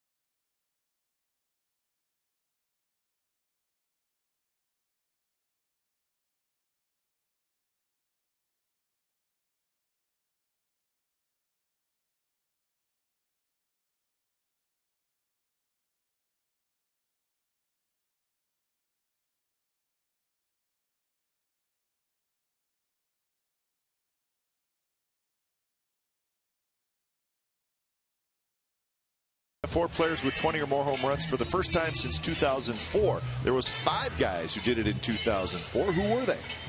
Chavez, Dye, Crosby, Durazo, and Burns. Eric Burns on the list. That was 2004. A year where the A's had a pretty good year, but came up short. Did not get to the postseason after the 4 consecutive seasons. That was 04 or 5? Because 04 was a big year for the Red Sox. That's right. Their first World Championship in a whole bunch of years. Something the Chicago Cubs would love to see. Still waiting. 0-1 to Pinto.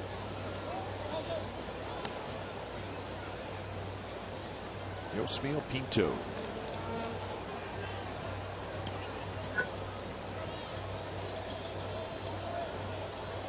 Pinto, Parmelee, Colabello. That one is a foul ball. So 1-2 the count. There's a big series going on in the National League. It's Cincinnati and Pittsburgh. The Reds with a 2-0 lead in the second in Pittsburgh. Donaldson's always ready. Then here's the third base umpire, Wally Bell. Probably yell foul. I bet he did. Yeah, probably hear him all the way up here.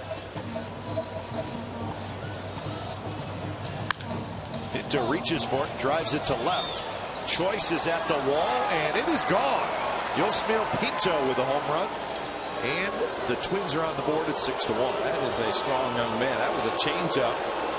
Nicely thrown by Jared Parkett at 83, and Pinto just, man, just reached out and one-handed it over the fence. Watch this swing. Fooled. Now batting, number 27, Chris Parmelee. I know the ball carries better in daytime, but that's unbelievable power, especially when you're providing your own on a changeup.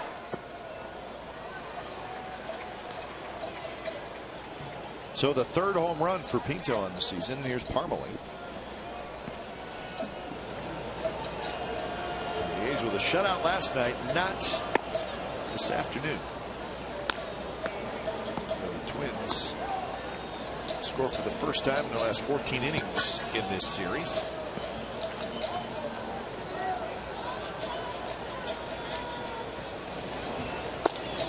Two and one now to Parmelee. Colabello will be next.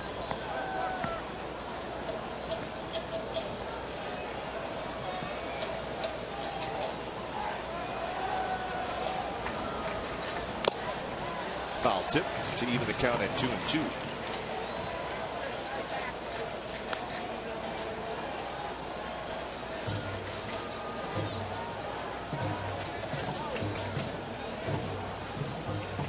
One thing about Jared Parkett, even though Pinto hit the home run on a changeup, he's not going to go away from his signature pitch, which he likes to throw really any count. See what he does on 3-2 with a 5-run lead.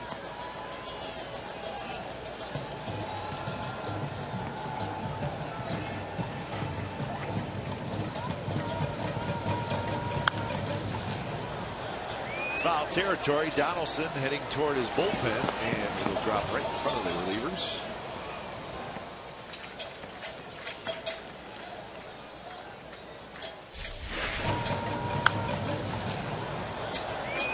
It's amazing how fast, how hard he ran to the warning track, say hello to the guys down the bullpen. So Donaldson, from what we understand, was a great high school football player. Yeah, that's right. That doesn't surprise me a bit. Oh, heck no. And I think a lot of cases and why you see some of the things that he does and you think he's going to be hurt and not play anymore, not be able to play. Young hustles back there. He's got it. You know, you saw Derek Burns hit 20 home runs that year when 5 guys hit more than 20. Burns hit kind of the same way. Or Donaldson similar to Burns in that Now batting, number 55. you watch and you think Chris there's no way he Parmelee. could survive that fall, that hit, whatever, and next thing you know he's still playing. How many times has Donaldson been hit or twisted his ankle, rolled over, done things, whatever, but he stayed in the game.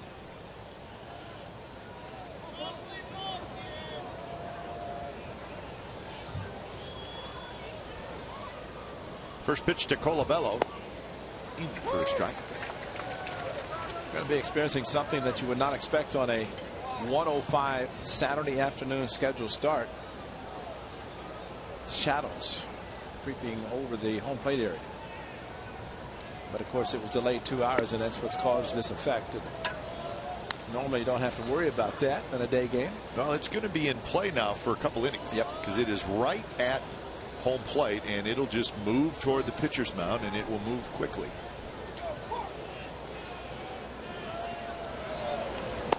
And that can only help the pitcher.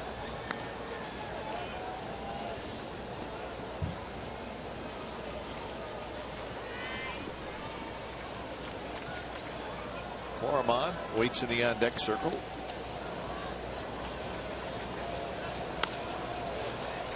Right side of the diamond. Barton hustling into foul territory. And Barton has it. So 2 outs here in the 5th inning. Pinto with a solo home run to get the Twins on the board. Now batting, number 25. Mentioned that Reds-Pirates game. Those two teams are the 2 wild card teams in the National League, and of course they're in the same division, and they're both chasing the Cardinals. The Reds and the Pirates both 2 back of St. Louis. The Pirates let one get away last night. The Reds scored 3 in the 9th to tie it, and then they won it in extra innings to the Reds. So there's a lot going on in that National League Central yet.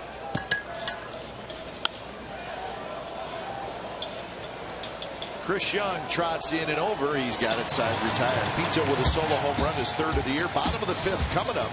6-1 the A's lead.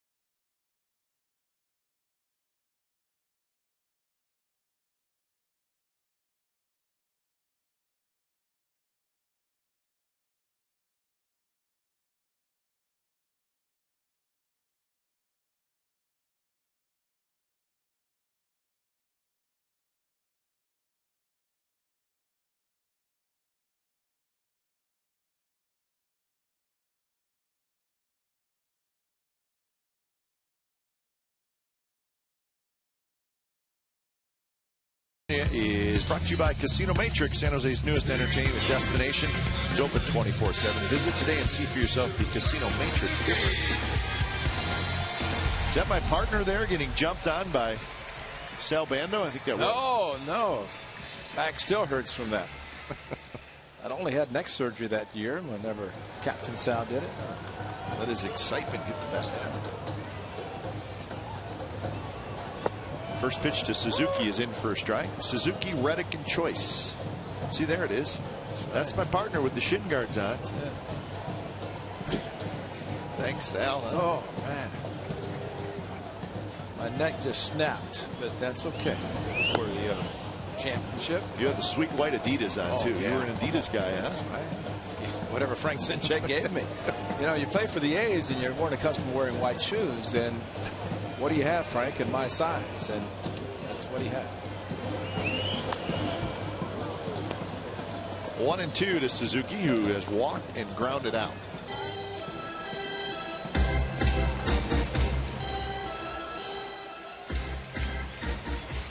Liam Hendriks now in his 3rd inning of work. His first relief outing of the season. Top of the third in Kansas City with the Rangers leading 1-0.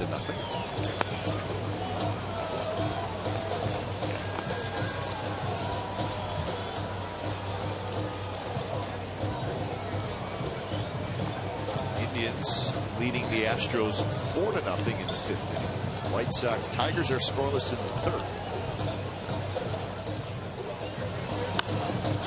That one popped up, and it's going to be playable on the right side of the diamond. And it's Colabello, the first baseman, who hangs with it.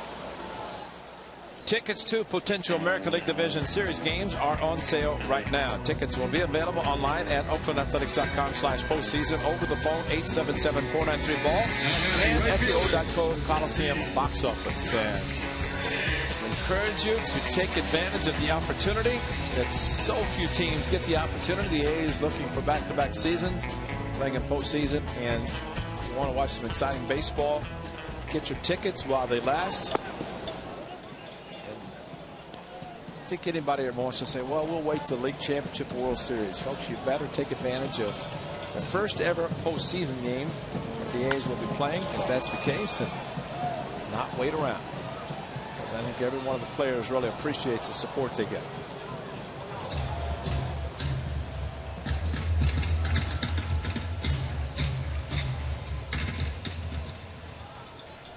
So 1-1 the count to Reddick. Miss 1-2. The attendance this afternoon, 26,393. Nice Saturday afternoon crowd who waited out a 2-hour and 1-minute rain delay. And are rewarded with a nice sunshine day. Beautiful day. A little fall temperature. Of course, it's college football day, so expect it to be a little bit on the coolish side, or at least it is a nice day. He's got his Oktoberfest stein. He's got his umbrella that he used for the rain. He's got his umbrella that he used for the sunshine. Always prepared. Parmalee coming in, Dozier going out, and Dozier makes a very nice play with his back to the infield. I don't think an outfielder was going to catch that. It was Dozier, or it was going to be a hit for Reddick. Well, and you know, depending how your season's going, this is a double, and what a nice play by Dozier at the 40-yard line, going out to make an over-the-shoulders catch. And that was a play, and you're right, no outfielder was going to be able to get to the ball. Probably tried to get in, but you can imagine running the ball coming over your head, then you have to drop your head to watch it into your glove. That's an excellent play.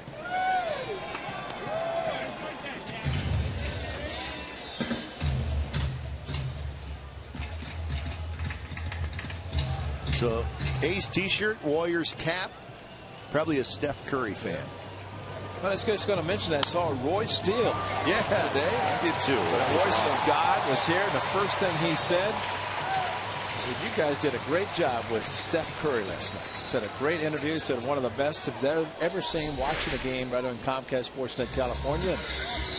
You get to see a base hit up the middle by Michael Choice. Now batting first baseman. Steph Curry, a nice young man, and as Roy said, basketball season quickly approaching, and he thought the young man did a great job. And he said the same thing to me. Yeah. And it was great to see Roy. Yeah, you know what? He looks good. He looks great. So he was in the lunchroom today?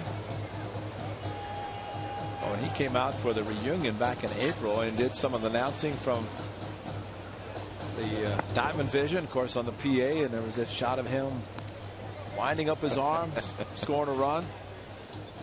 Great to see Roy. I mean, the voice of God, for sure. 0-1 to Barton. Choice aboard with the 2-out single, so Michael Choice is 2 for 3.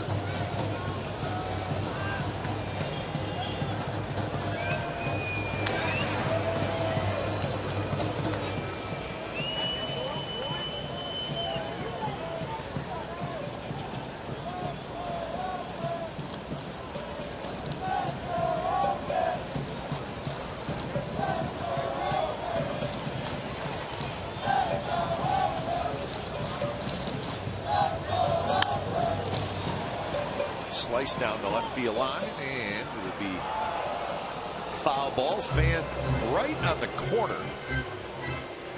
got a glove on it, but could not make the play. His name Bartman? Yeah, he had a shot, too. He's right there. Like, he's disappointed. He's got his glove. I mean, you know what? He's probably not going to get another opportunity like this one. Oh, his glove, his contract is with U.S. Steel. Oh, that's a good one. That was a clank, boy. An oldie but a goodie. That's right. Ball hit him in a bad spot, right in the middle of the glove. So Barton strikes out, side retired, and we are headed to the 6th inning. He's still going to have a good time no matter what. Fans, the A's and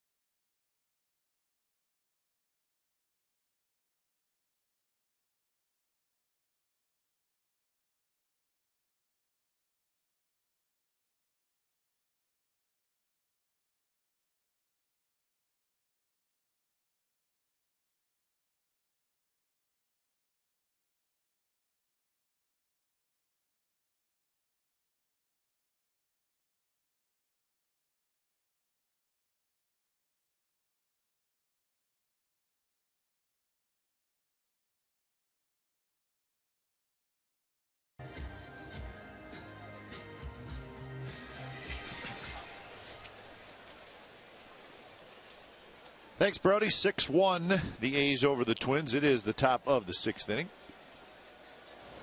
And the top of the order for the Twins, Presley, Dozier, Plouffe. Only blemish for Parker today, a solo home run by Pinto. He's given up just 3 hits. No walks and a strikeout for Parker. He's thrown 76 pitches.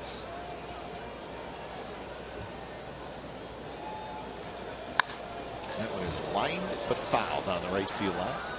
Well up into the seats. ERA leaders in the American League since May 17th. Colon and Parker on a list of 7.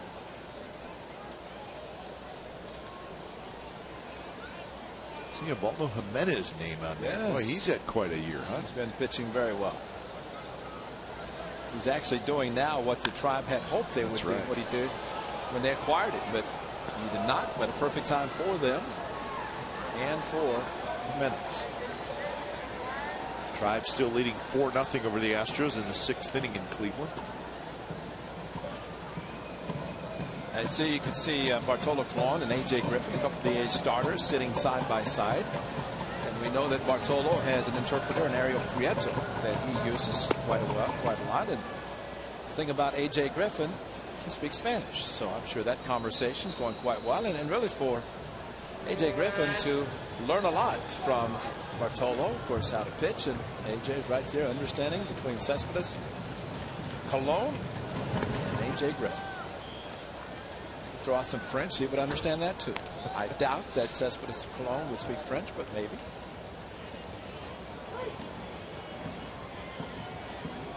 I'd like to see the young players with the veteran. Of course, Bartolo Colon probably could talk hitting as far as how not to hit, what he tries to do, but I don't know that he would try to tell Cespedes how to hit, because we have seen Bartolo's attempt to swing the bat. Chris Young is right there, and he grabs the line drive off the bat of Alex Presley, and that's out number 1. Authentic Raider fans, turn to Comcast Sportsnet. We got in-depth coverage every day and online. Plus, the authentic post-game show of the team is Raiders Post-Game Live. The authentic home of the Raiders is Comcast Sportsnet. Raiders with a big Monday night football game at Denver.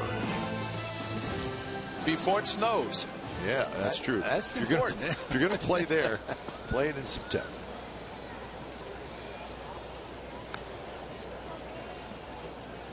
A's will be in Anaheim Monday, Tuesday, and then a day game on Wednesday. Off day Thursday in Seattle for the weekend, and that will be the end of the regular season.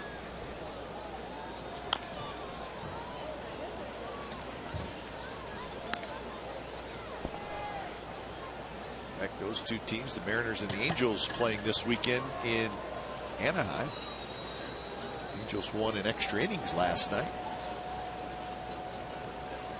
Two teams playing and thinking, what if?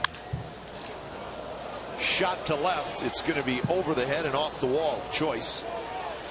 Dozier trying for second, and he will make it with a double. Brian Dozier's 2 for 3. Remarkably, Jared Parker pitching into the 6th inning with the pitch count about 84. He has had 8 3-2 counts. This is only 4th hit he's given up. It was a 1-1 count off the left field wall. The ball came back kind of softly and died, unlike a ball coming back that we have seen when Cespedes has played there. They come back hard, and he's made a strong throw. Choice made a strong throw, but Dozier knew he did not hit the ball out and was hustling for 2.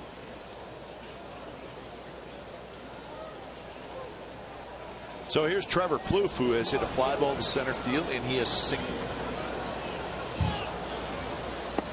And that one runs way inside. Suzuki scrambles after it. Stand corrected at 7 3-2 counts for Parker, but still pitch count just approaching 90 into the 6th inning.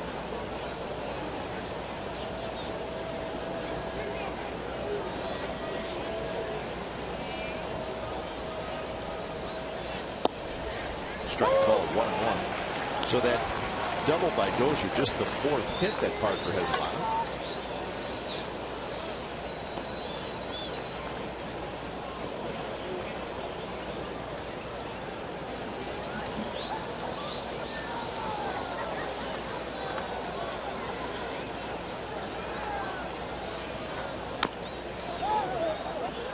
The shadows are gone right now. A little cloud cover, so if you're a hitter, you're probably saying thank you very much. If you're an outfielder, even more. Yeah.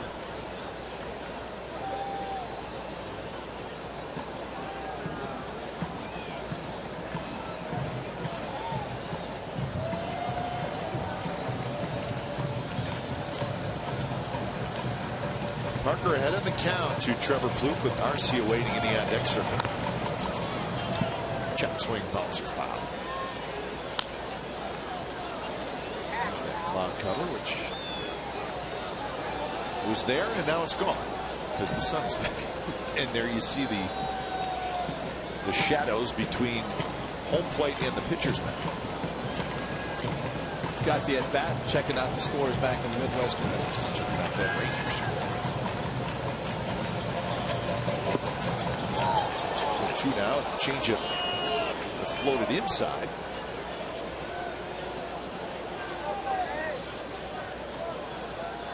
Royals batting in the bottom of the 3rd, with the Rangers leading 3-0.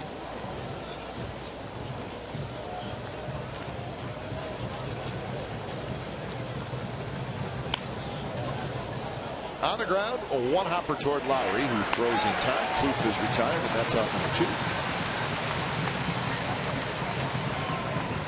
Plouffe got jammed a little bit, it looked like. A soft one hopper toward Lowry.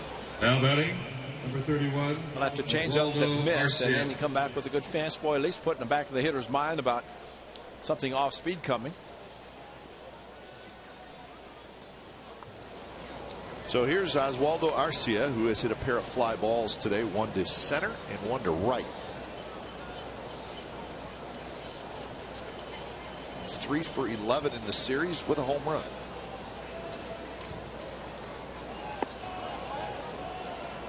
Parker tries a first pitch changeup that drops low.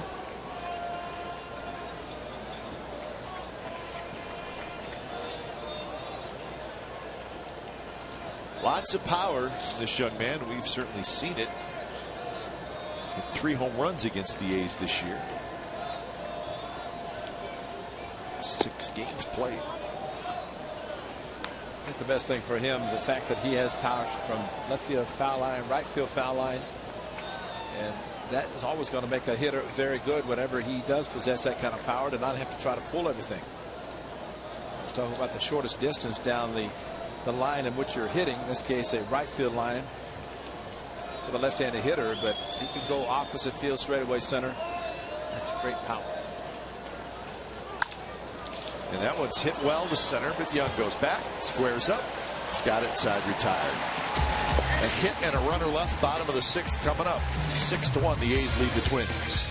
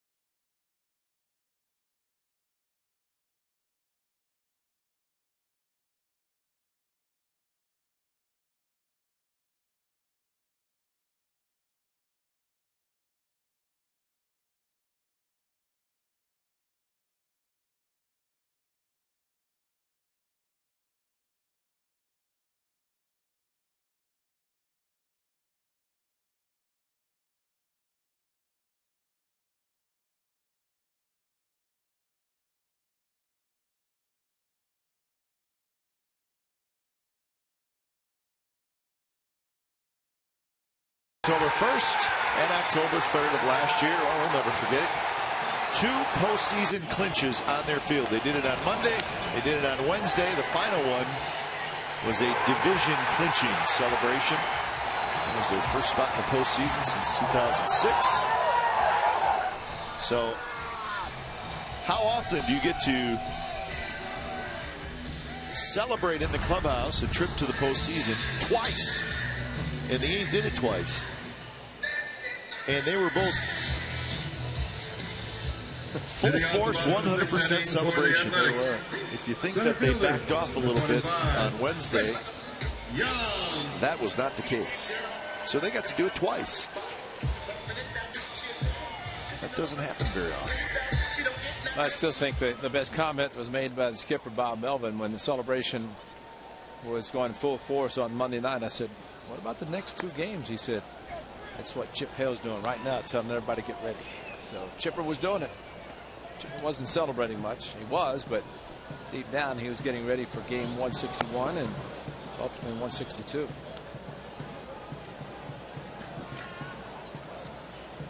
Dan Otero starts to throw. 6 good innings of work from Parker.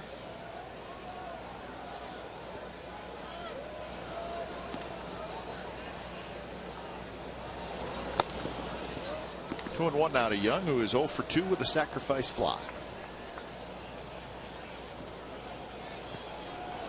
He's with 1 home run today. That was Callaspo's 2-run shot in the 2nd inning. We have 6 home runs now in this series.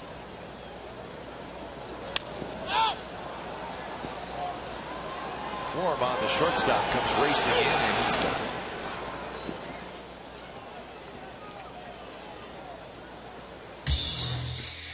Season series versus these Twins. A's have won Remember, they took 2 out of 3 in Minnesota and then won the first 2 games of this series, so they've won 4 out of 5. And look at the run score. 54 runs in 5 games. And remember the day game in Minnesota, what was the 18 in the score? What was the final? That was the second game. Second game, that's right. Knocked down by the first baseman. His throw to first and past the pitcher. Lowry's going to dig for second. He's going to make it. And we'll see what the ruling is. Colabello backhanded it, and it rolled out of his glove. But he's got his 4-4 double. He's got to get another multi-hit or a 3-hit game. So give him a hit and an error. I think they will as well. Come on, B.I. There's Sigo E3, and good job of knocking the ball down. Bad job of flipping the ball to the pitcher covering, and Lowry alertly going to second base. The flip underneath and with the pitcher covering, that was just a bad throw, and especially for the pitcher to be hit by. They're going to check him. Ron Gardenhire is going to have the trainer take a look at the pitcher who did a little tumble, and that's one of the things you're taught in spring training. Unfortunately for Hendricks, he could not run down the line to avoid the collision. He was at the bag. The throw was offline. Took him right into the line, running by Jed Lowry. So another multi-hit game for Lowry. And then unfortunately for Ron Gardenhire, another error. So for Lowry, his 17th 3-hit game of the year.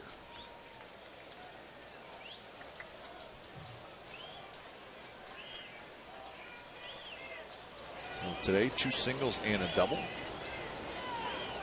So it looks like Liam Hendricks is okay as he's going to face Donaldson. It's a nice chant we're hearing for the first time. MVP for Josh Donaldson. He's not going to win it in the American League, but from the A's standpoint, they think he's an MVP. Fastball is inside. Single, double, and a foul out today. Jared Parker could be done for the afternoon.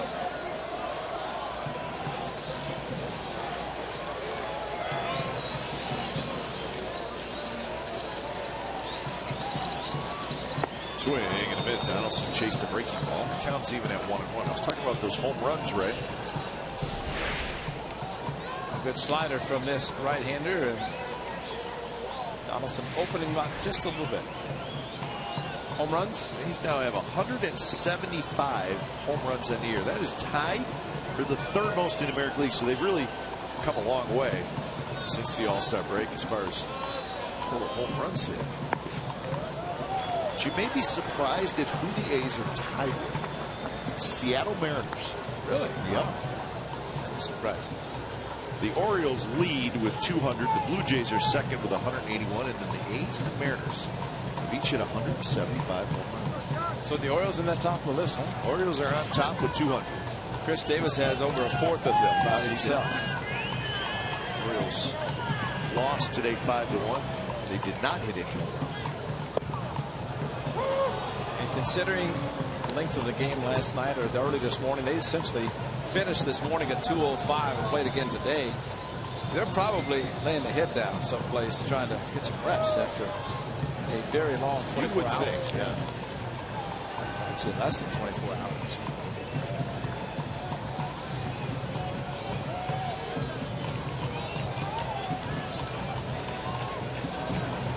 Two pitch is a fastball that's high. Full count. Cespedes will be next.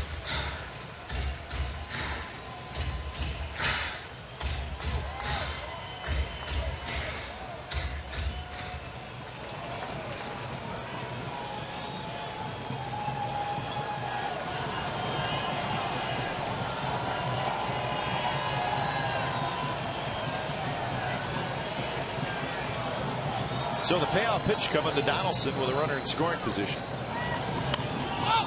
And he pops it up behind home plate, but foul. Right into the walkway. Didn't want to challenge him. Dr. Elliot Schwartz has to be ready because that ball. He hasn't moved. No, he knew if it was closer to him, he would have made the play. Doc Schwartz. There's the man, Dr. Schwartz. He said, "Did you see that ball close? Didn't think about it because I knew I wasn't going to have to worry about catching." He's a good man, Dr. Schwartz.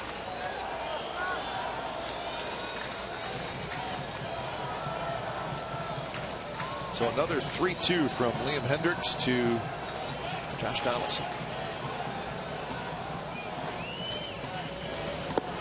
And Donaldson swings and misses at a pitch that was really moving in and under the hands. That's the second out. And that was moving hard inside, and he threw him one slider on a 3-2 and then came back with another fastball that just kept boring in on him and tried to tomahawk it, but once he'd committed, that's a pretty good pitch. 2 outs for Cespedes, who has a 2-run single. That was in the second inning when the A's scored 5 times. White Sox and the Tigers still scoreless. That game now in the 5th inning in Detroit.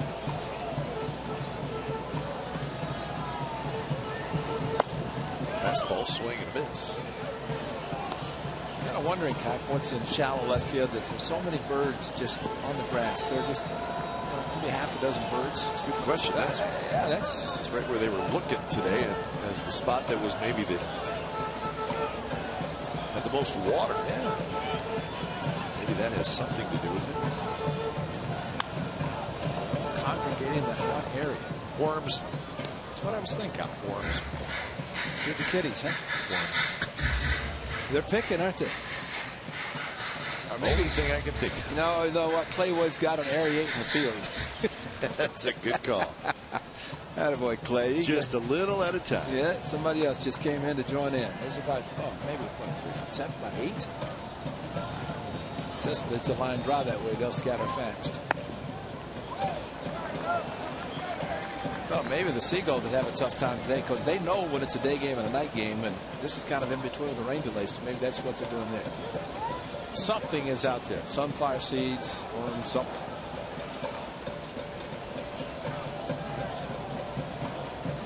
It's the best restaurant in town right now.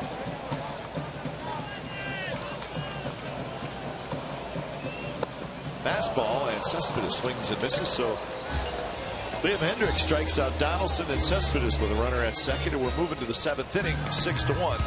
The A's lead. All right, A's fans, how adorable is this?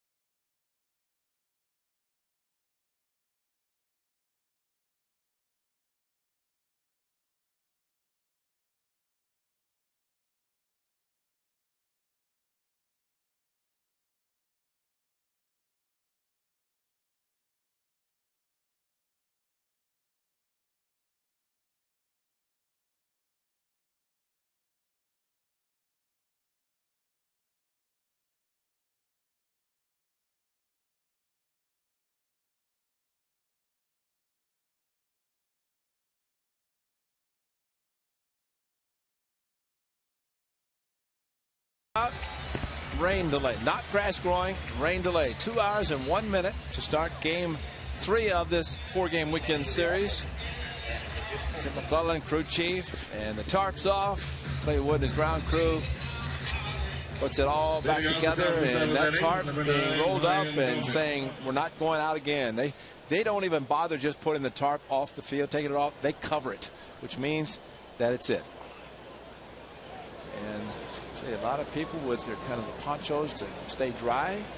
A lot of them still have the ponchos on. Maybe they're soaking wet on the who knows. A lot of rain early, but it's beautiful now, except for the shadows.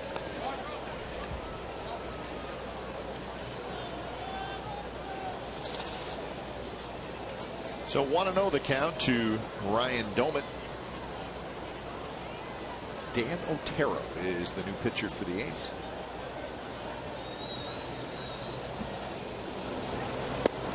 So when it's time for change, think Speedy Oil Change and Tune-Up, your oil change, tune-up, and smog experts. 2-0 with a 1.47 ERA. So Otero takes over for Parker, who went 6 strong innings. Parker trying to get his 12th win of the year. So sit back and see if the bullpen can get that for him. He threw 93 pitches, no walks, and 1 strikeout. And as a result, just the 1 strikeout, 12 fly ball outs for the right-hander, 5 ground ball outs. So the 12 in the air, but handled mostly by Chris Young in straightaway center. This will loop down the left field line, and it is just foul.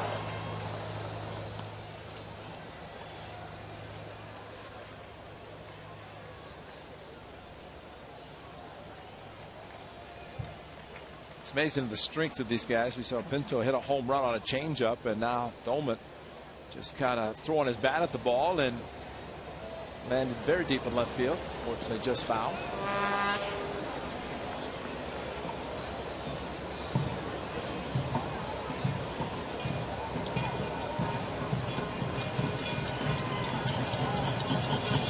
Swing and a miss. Good moving fastball from Otero. So he strikes out the first hitter he faces, and that's 1 out.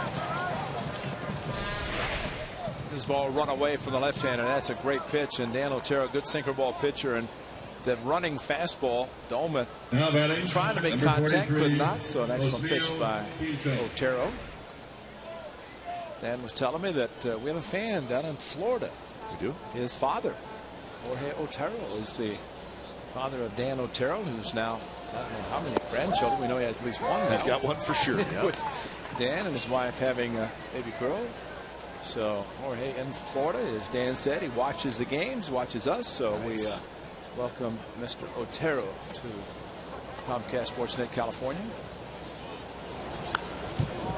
Got a good son, and I tell you, as I said to Dan whenever he first came up, I said, "What the heck happened? Why haven't you been in the big leagues?" And various reasons, circumstances, but the A's have been very happy to have him in the role that he's in right now, and that's kind of the setup role. And use more and more there. As Kurt Young said, very important member of this bullpen.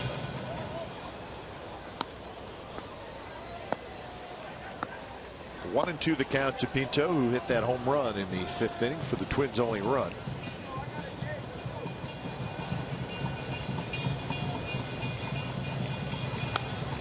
Another foul ball.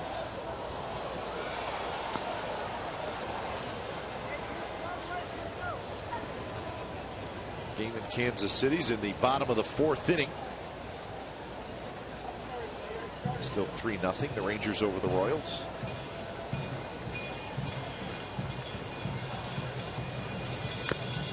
Another foul ball by Pinto. He does not get cheated.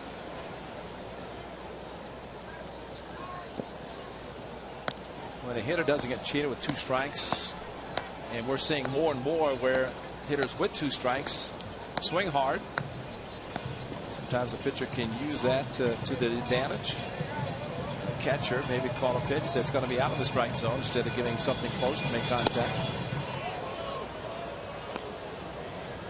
2-2 the count.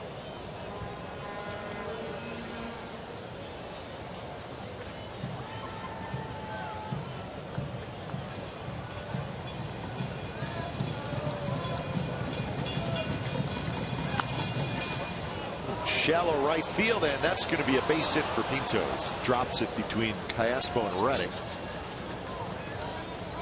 During every home game this season, the A's are selling authentic game used memorabilia behind section 120 at the Coliseum. Items include game-used jerseys, helmets, bats, bases, lineup cards, and more. All items are authenticated under the MLB Authentication Program. Portion of the proceeds will benefit the Oakland A's Community Fund. So I'll be Dominic again today, so I know that's his job to be down grabbing things to authenticate. And I saw him grab Callaspo's broken bat that we won. that's right. I'm going to get him up here. Come on, Dominic, get up here and bring us that bat. We want to look at it. Yeah, he may authenticate it, so Steve Vucinich could maybe add it to the staircase. We just want to see it. I just want to see it. And knowing Dominic, he may be up here in the booth in like 2 minutes. Probably. He knows where to find us, right?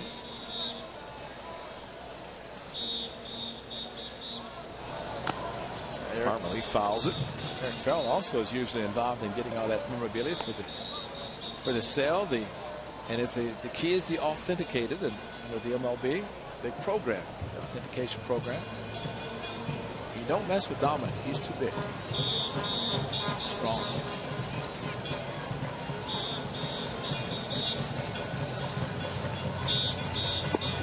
Outside to Chris Parmalee, who has grounded out and hit a fly ball to center field.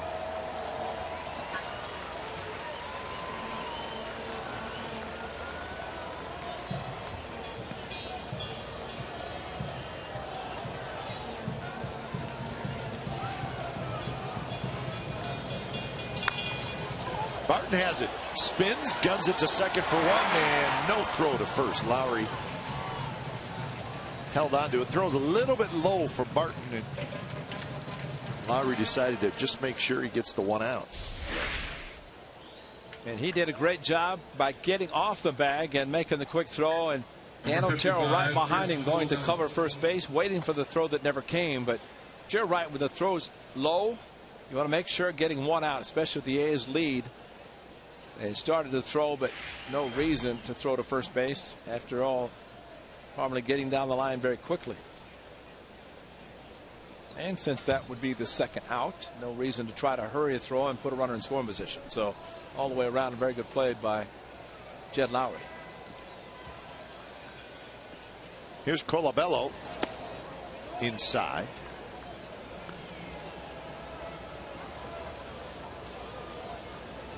Colabello has hit a fly ball to center field, and he is fouled out. He is 0 for 2.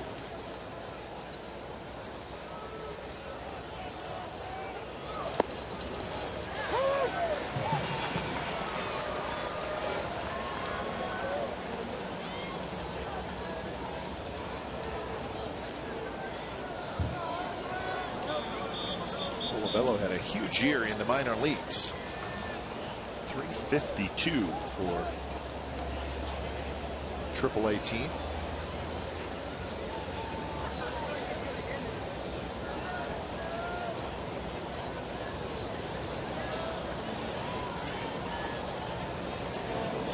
And has not translated into big league success just yet for Colabello. The key for him is getting the chance, and that's the main thing with a lot of these players.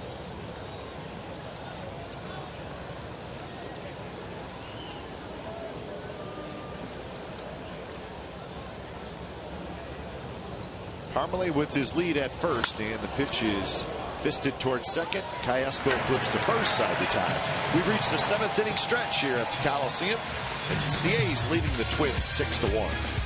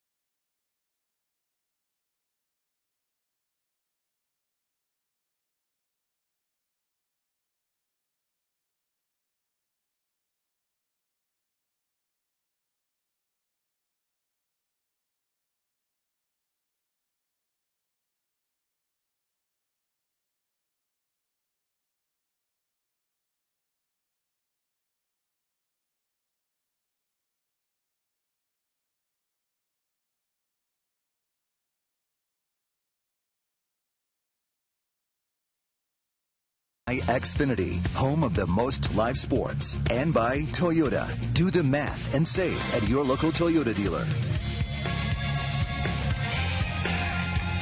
The video game that puts you in the owner's suite is now available free on iPhone and iPad. Build your stadium and make the decisions to guide your team to the World Series. Download MLB Ballpark Empire free today. Data and usage rates may apply.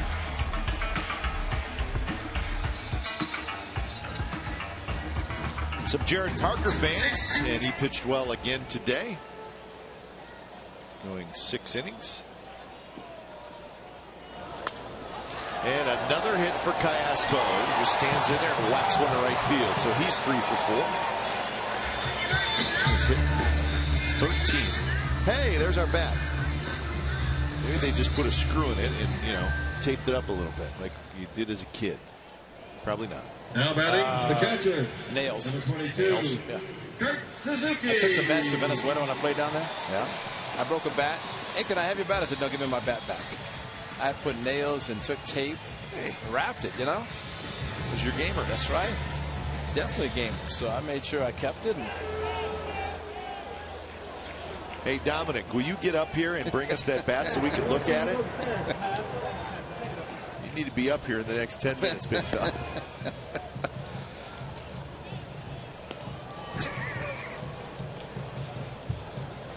I think they're gonna He's going to bring it up. He's going to bring it up. Get up here. I don't know why we're making such a big deal out of this bat. Big Dominic. We love him. He said, you talking bat? You want a bat? I'll get you the bat. So he said, I think that's Eric Farrell bringing the bat up. I think Big Dom's coming. He's authenticating the bat and sending it up to let us see it. Dominic's a police officer in Oakland, too, so you really want him on your side. Well, you don't want to mess around. That's why I say he's big. He's strong, and what a nice young man. But he is one of the authenticators.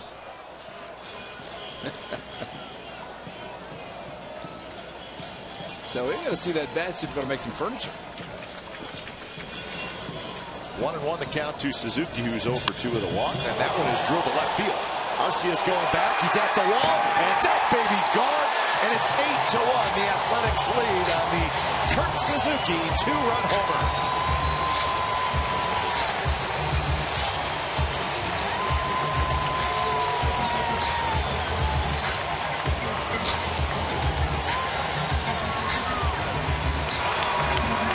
Suzuki has not been a slouch since he rejoined the ball club. Second is a member of the A's, the other a David Price 3-run shot to tunnel for the second time for Kurt Suzuki. And a nice swing by Zook to add 2 more. We caught Jared Parker for 6. Did a very good job. And he gets the start in the lineup today, and at least at this point, a walk and a 2-run home run. So here's Reddick. Reddick is 1 for 3 with a double. 14 hits now for the Athletics. A couple of home runs. 3 doubles.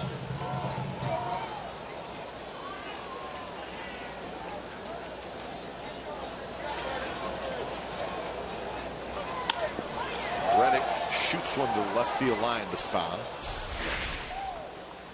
Chili Davis talking about Kurt Suzuki, quick hands, been working with him, and there's the pop of the bat, the quick hands, and what Chili Davis has done to several of these hitters, even though maybe some September call-ups, but in general, working with all of them, and talked about Kurt Suzuki and that swing, exactly what he's talking about, the quick hands, and Suzuki's healthy, and his production is showing.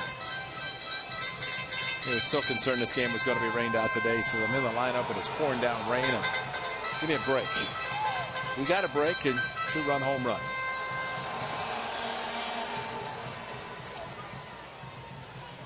He doesn't look happy, but he is. Chili Davis very happy with the production from his hitters. Just concentrating. That's amazing.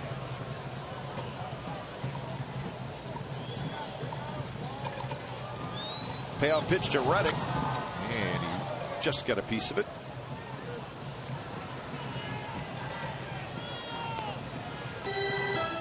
So the count remains 3-2.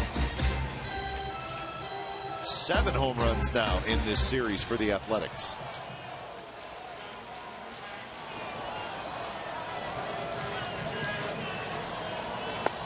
And it's low, and it's a walk. See a slight hesitation from Reddick after he took the pitch, and here comes Dominic. All right. We don't want to take a look at the bat, Dominic. It looked like we make some furniture out of that. Say hello to Dominic, everybody. You're on TV, man. You're on TV. Wave to everybody. So all the Left fielder, number 35. we've been admiring this bat, you know, and just looks like it could make a piece of furniture, you know, maybe a leg or something. Staircase, yeah, you heard me, yeah, that's right. So that's never, it, huh? Never seen a bat like that. Here's the authentication. Here's the little authentication. You put that on, all right? And then this goes where? It's going to airfield and then the computer. So people can look. If they get this bat, they buy it and purchase this bat. And there's the authentication that will show that this was authenticated by Big Dominic here, used in the game. And show the broken bat. And shows Pine Tar. Sticky? Oh, I love Pine Tar. And there's the break right there. That's it. Awesome. Show the break cut. right there. And then the authentication up about around the name. So Thanks, Dominic. This is going to go nice in my room. no, your staircase. What kind of wood is it? Did he tell you? We'll have to ask Alberto. But that's the first I've ever seen of that. Good looking bat. I like it. That's the first. Mariucci? What's that? Oh, from that company. Oh, okay. I didn't even know they existed. Now we know. You just gave a big plug there, Dominic. Bone rubbed. I like it. I knew it was something like It's that. got a home run. Thanks, Dominic. Dominic, thanks, buddy. So we know. Never seen a bat like that. I haven't either. Okay, Dom. But that So authentication. he puts that little sticker on a it. little sticker. There's a number, and they will enter it in the computer, and that bat will go on sale. So whoever purchases the bat can go online and see that Dominic authenticated it as a Major League used bat, and it will be in the computer under the MLB authentication program. I don't know the exact website, but it will be there, and that number shows up as that bat used by Alberto Cayespo in today's game. Michael Choice gets caught looking on a fastball on the outside corner for the first out. Choice has had a few pitches thrown to the outside part that he's not committed. And his second at bat, good fastball outside part of the plate from Hendricks. But that process that Dominic now takes care of, that has not been going on a real long time in Major League Baseball. No, it hasn't. And they're busy. And, you know, every game has an official MLB authenticator at the game. So various things, whether it's a personal item, monumental hit, something that a player might do, first win, where they get the lineup card, different things like that, they're there to authenticate them. And evidently there's a lot more things being authenticated now from got the personal use of a player doing some things. But I think the one that Dominic was the busiest was Dallas Braden's perfect game. Sure. Because it was Mother's Day, pink bats were used. And so he was authenticating items for a very, very long time. But now you're talking broken bats. Oh, even, yeah. You know, Oh, yeah. so. Well, I think also because, as we mentioned, Eric Farrell will take the bat and they will be put on sale at the Coliseum. So when somebody purchases the bat, they know that it is authenticated. 3-1 now to Derek Barton. 80 pitches out of the bullpen for Liam Hendricks. He is a starter, so. I remember the home run by Hideki Matsu in Detroit, American Park. It was combined between Japanese baseball, US's 500th home run. But unless there is a chance for a home run to be hit, they will not use special baseball. So once the ball goes in the stands, you can't tell if it's the original one, so it's not going to be authenticated. In the case of Matsu's, that's why he said, I don't care. To me, it's baseball. I mean, he wasn't really that interested, and I'm sure Coco would need his 100 that he was able to get because he went on the runway at Comerica Park. And likely that ball was authenticated. So 2 outs for the top of the order, Chris Young. Suzuki with the 2-run homer here in the 7th inning.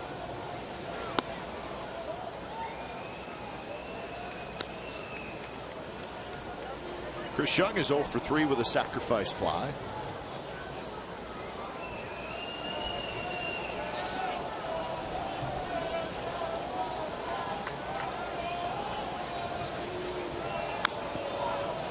Bounced right into the 8th dugout.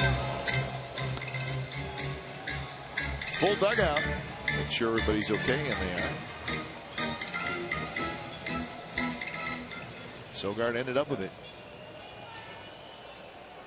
He even picked that one clean. Huh? Yeah, didn't break his glasses doing it either. But he's got extra sets, extra pairs of some reading and seeing glasses. There it is.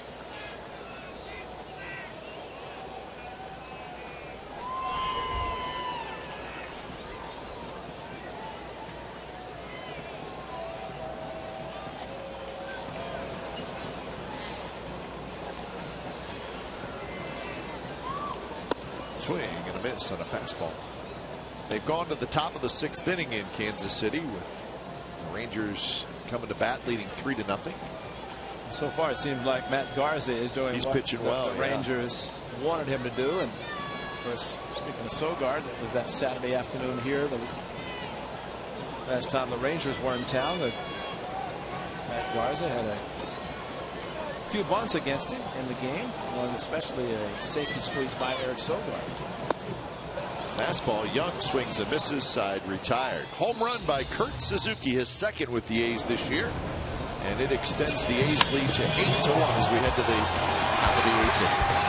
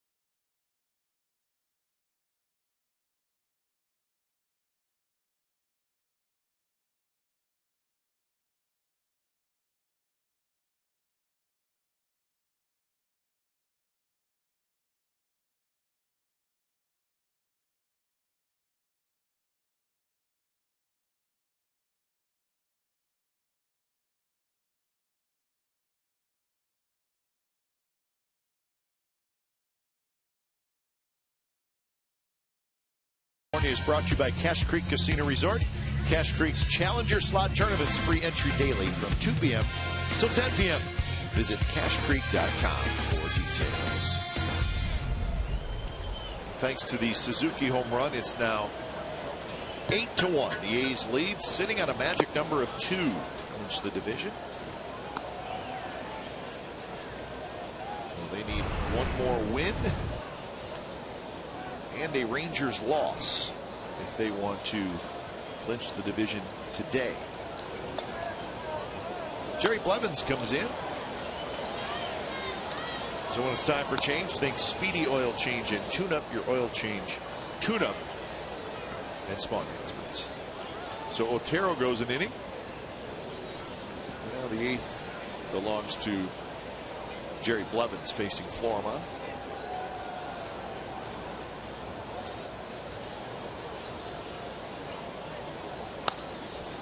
The Indians are still shutting out the Astros 4-0. That game now in the 8th inning.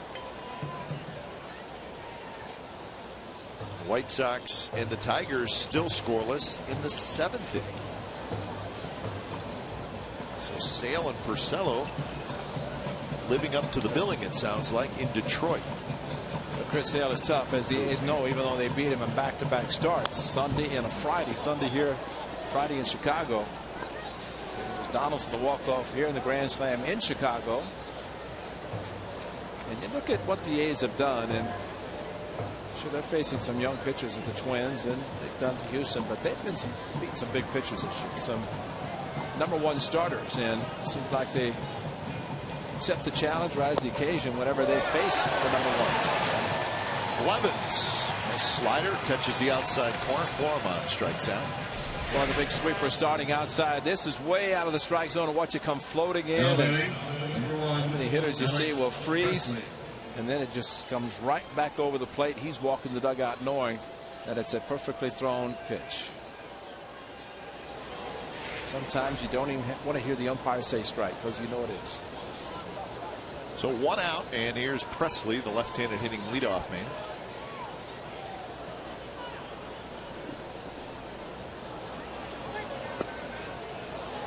Breaking ball. This one catches the inside corner to Presley, who's 0 for 3.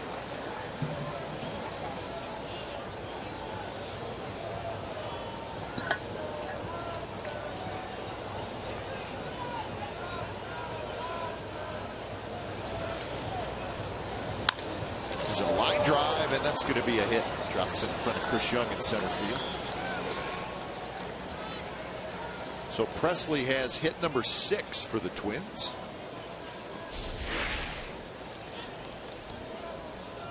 Now batting, number 2, Brian Dozier. So here's Dozier.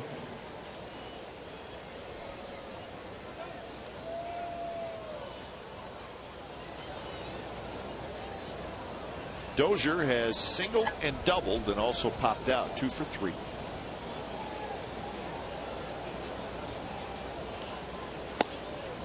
Good pitch there, a fastball right on the outside corner. Dozier is 3 for 11 in this series.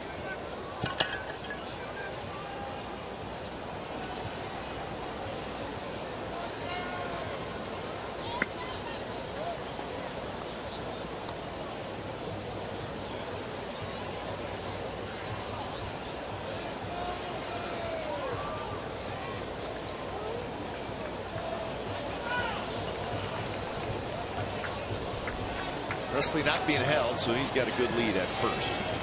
Swinging and a miss. So Blevins ahead in the count, 1-2.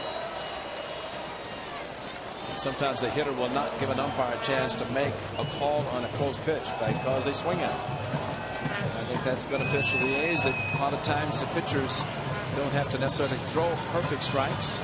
Try to get a hitter to chase. If they don't, then you can come into the strike zone. Could be 2. Out at second, Casper on the turn. Got it. 6-4-3 double play. Bottom of the 8th coming up. 8-1 the A's lead.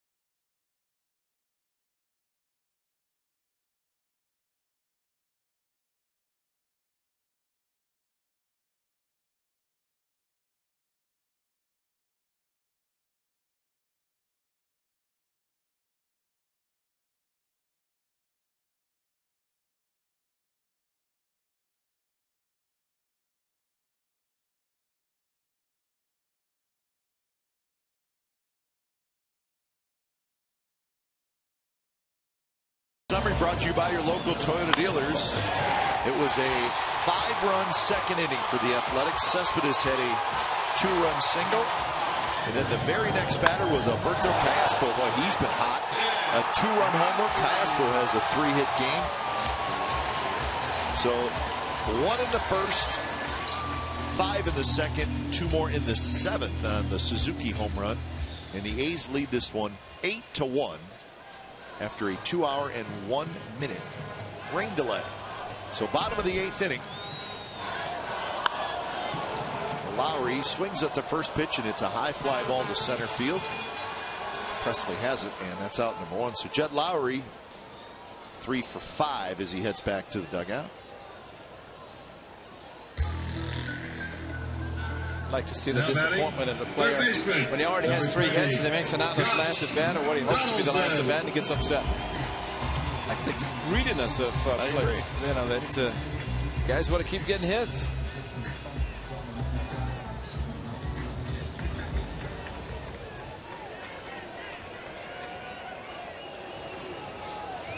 Well, there's probably enough games where you go 0 for 4 and got to make up for it. You're just dying for a blooper.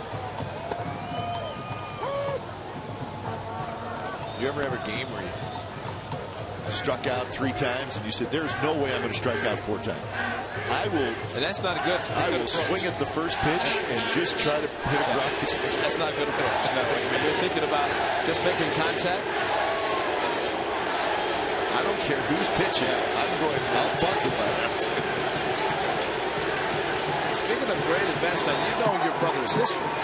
I heard something about Dwayne that he hit 2 triples in 1 game, and both of the bases loaded, which is very rare, a very rare occurrence, I guess, in the 20th century, which obviously played before the 2000, but very few had ever done that. 2 bases loaded at Yankee Stadium. Probably hit the gap in right center, just 390 feet away. Yeah, they did not bounce off the top of the wall. No. And the one he hit over the wall, unfortunately, I didn't see, but that's okay. You were taking care of important things. Getting ready for the next inning, trying to get out, figuring the last guy, but he did. It was not, but he was more somewhat. Donaldson can't believe it. Strikes out for the 2nd time. Hey, join us tomorrow. The A's wrap up this 4-game set, and they wrap up the regular season home schedule against the Twins. Sonny Gray, Greg DeFries will start your coverage at 12:30 with A's pregame live, and then the ball game a little after 5, or a little after 1:05, I should say. There's the matchup. Sonny Gray's just been terrific. Hope it's not another 4-hour rain delay. No, we don't want that. We don't want that. So we'll see if tomorrow's a special day. It's possible. You know, my eye doctor, Dr. Keener, is the one that has the little nuggets, and he said, ask your partner about his brother. It was 1978. That's a memorable feat. I mean, that's not. But Smooth could run. You know, he was run. Just keep running. Had occasional power. But Yankee Stadium. Speaking of occasional power, Cespedes launches one, and that baby's gone. It's 9-1.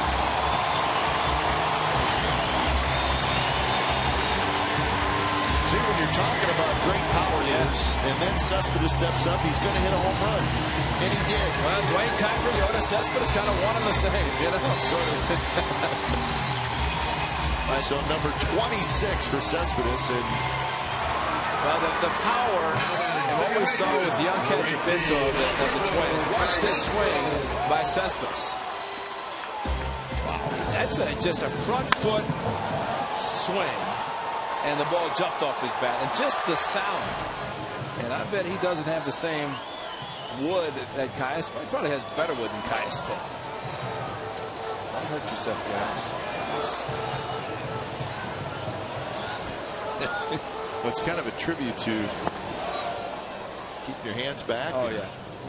Well, that is the key, because he was full. He's out on the front foot, but These guys are so strong upper body with their upper bodies that they can get full, but as long as the bat stays back, they can just buggy whip it and the ball will jump off very quickly. So 3 home runs today by the Athletics. Callaspo, Suzuki, and Cespedes.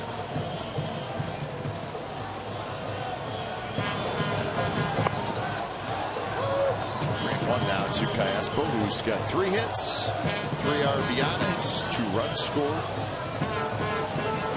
Cespedes' 6th home run of this month. And there's another hit. Callaspo is 4 for 5, and he's just ripping line drives all over the place.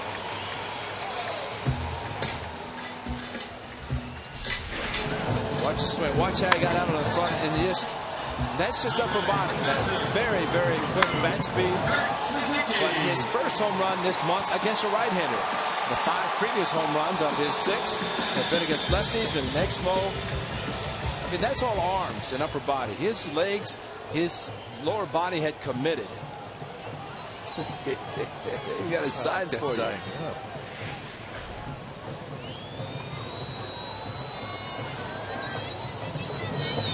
I don't mind saying it.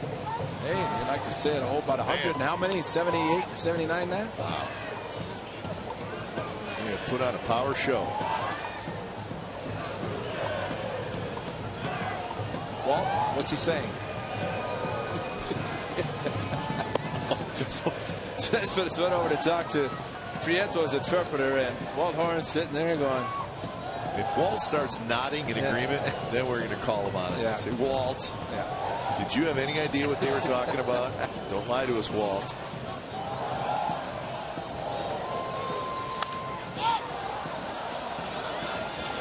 Colabello near the coach's box, and he's got it. Side retired. Another home run for the A's. This one, Yoenis Cespedes, number 26 on the year. He's now got 80 RBIs, and the A's have a 9-1 lead as we head to the 9th.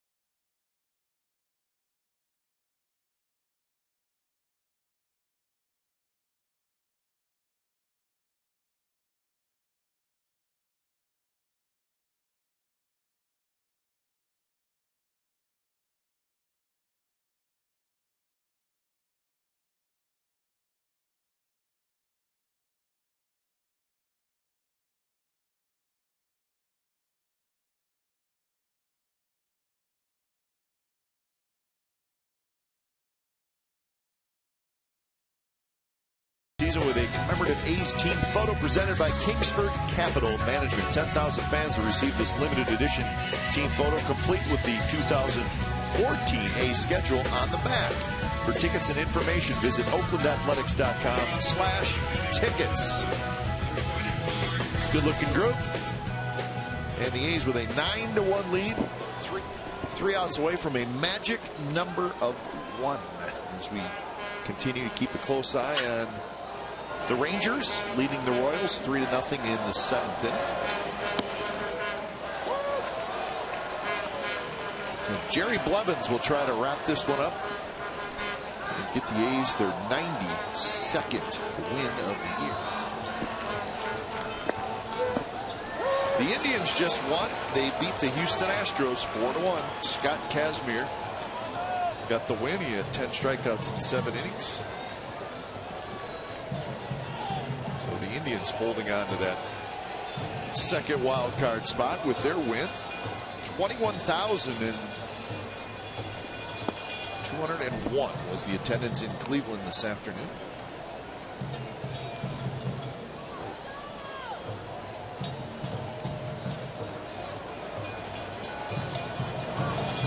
Pitch to Plouffe is rolled foul.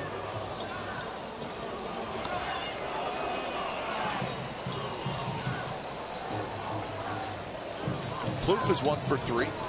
A single back in the 4th inning.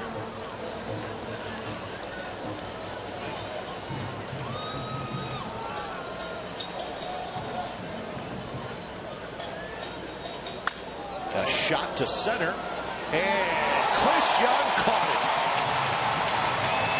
Well, that's a tough play. Tough play and a strong hit by Plouffe. You'd think it'd have some sinking action on it and would drop. I think Chris Young would have been satisfied to take it on the first hop, but it never went down. It stayed up. And very rarely do you see a ball stay up when it's hit that hard. Alberto Callaspo very happy with the catch.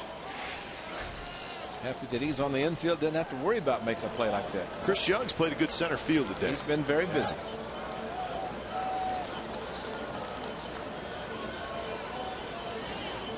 Arcia takes a strike. That's the 9th putout for him today. Chris Young. So you're right.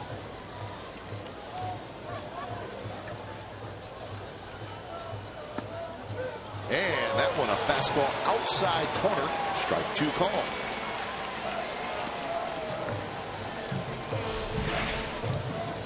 Good pitch here by Blevins. And he started to pull the trigger, could not, and against the called strike.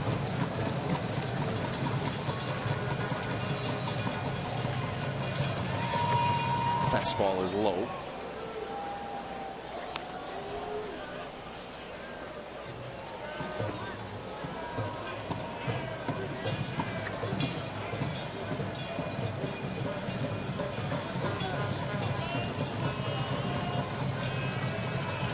One and 2 to Oswaldo Arcia. Here it is, and a breaking ball, strike 3 call. But Blevins snapped off a good one there. 2 outs here in the 9th inning. This is a jelly leg here. Watch the legs of the hitter. Whoa, whoa, whoa. And then here it comes right in the strike zone. I mean, when you're a pitcher and you can see a hitter do that, you're saying, man, I got him. And that's a double. When you look at the legs, the jelly leg, the hips doing that, and that means the hitter has absolutely no chance. And Arcia is not the only one who's ever reacted like that. So Ryan Doumit, the final hope for the Twins. A's leading 9-1. Rangers leading 3-0 in the top of the 7th inning in Kansas City. A's need a Rangers loss if they want to wrap up this division tonight. The Rangers leading right now 3-0. A's taking care of their end of the business handily today with a 9-1 lead.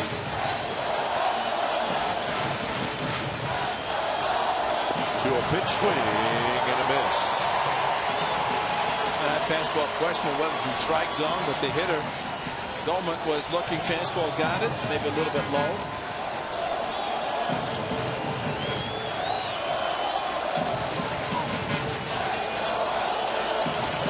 Doumit is 0 for 3, and the pitch way outside. So the A's have banged out. I got him for 15 hits. Does that sound right, or is it 16? 16. I think you're right. It is 16. And spread around.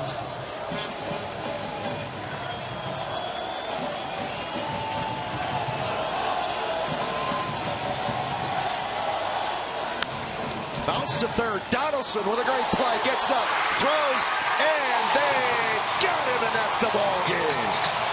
Not a bad way to end it. Donaldson with a sparkling play. And the A's take game 3 of this series. The final score is 9-1. Speaking of 1, that is the A's magic number to clinch the AL West. Maybe a celebration in just a little bit. Maybe a celebration tomorrow. Who knows? But the A's are about as close as you can get to an American League Western Division title. And Parker, the winner, he's 12-7, and the A's get win number 92 on the year. So, final score once again.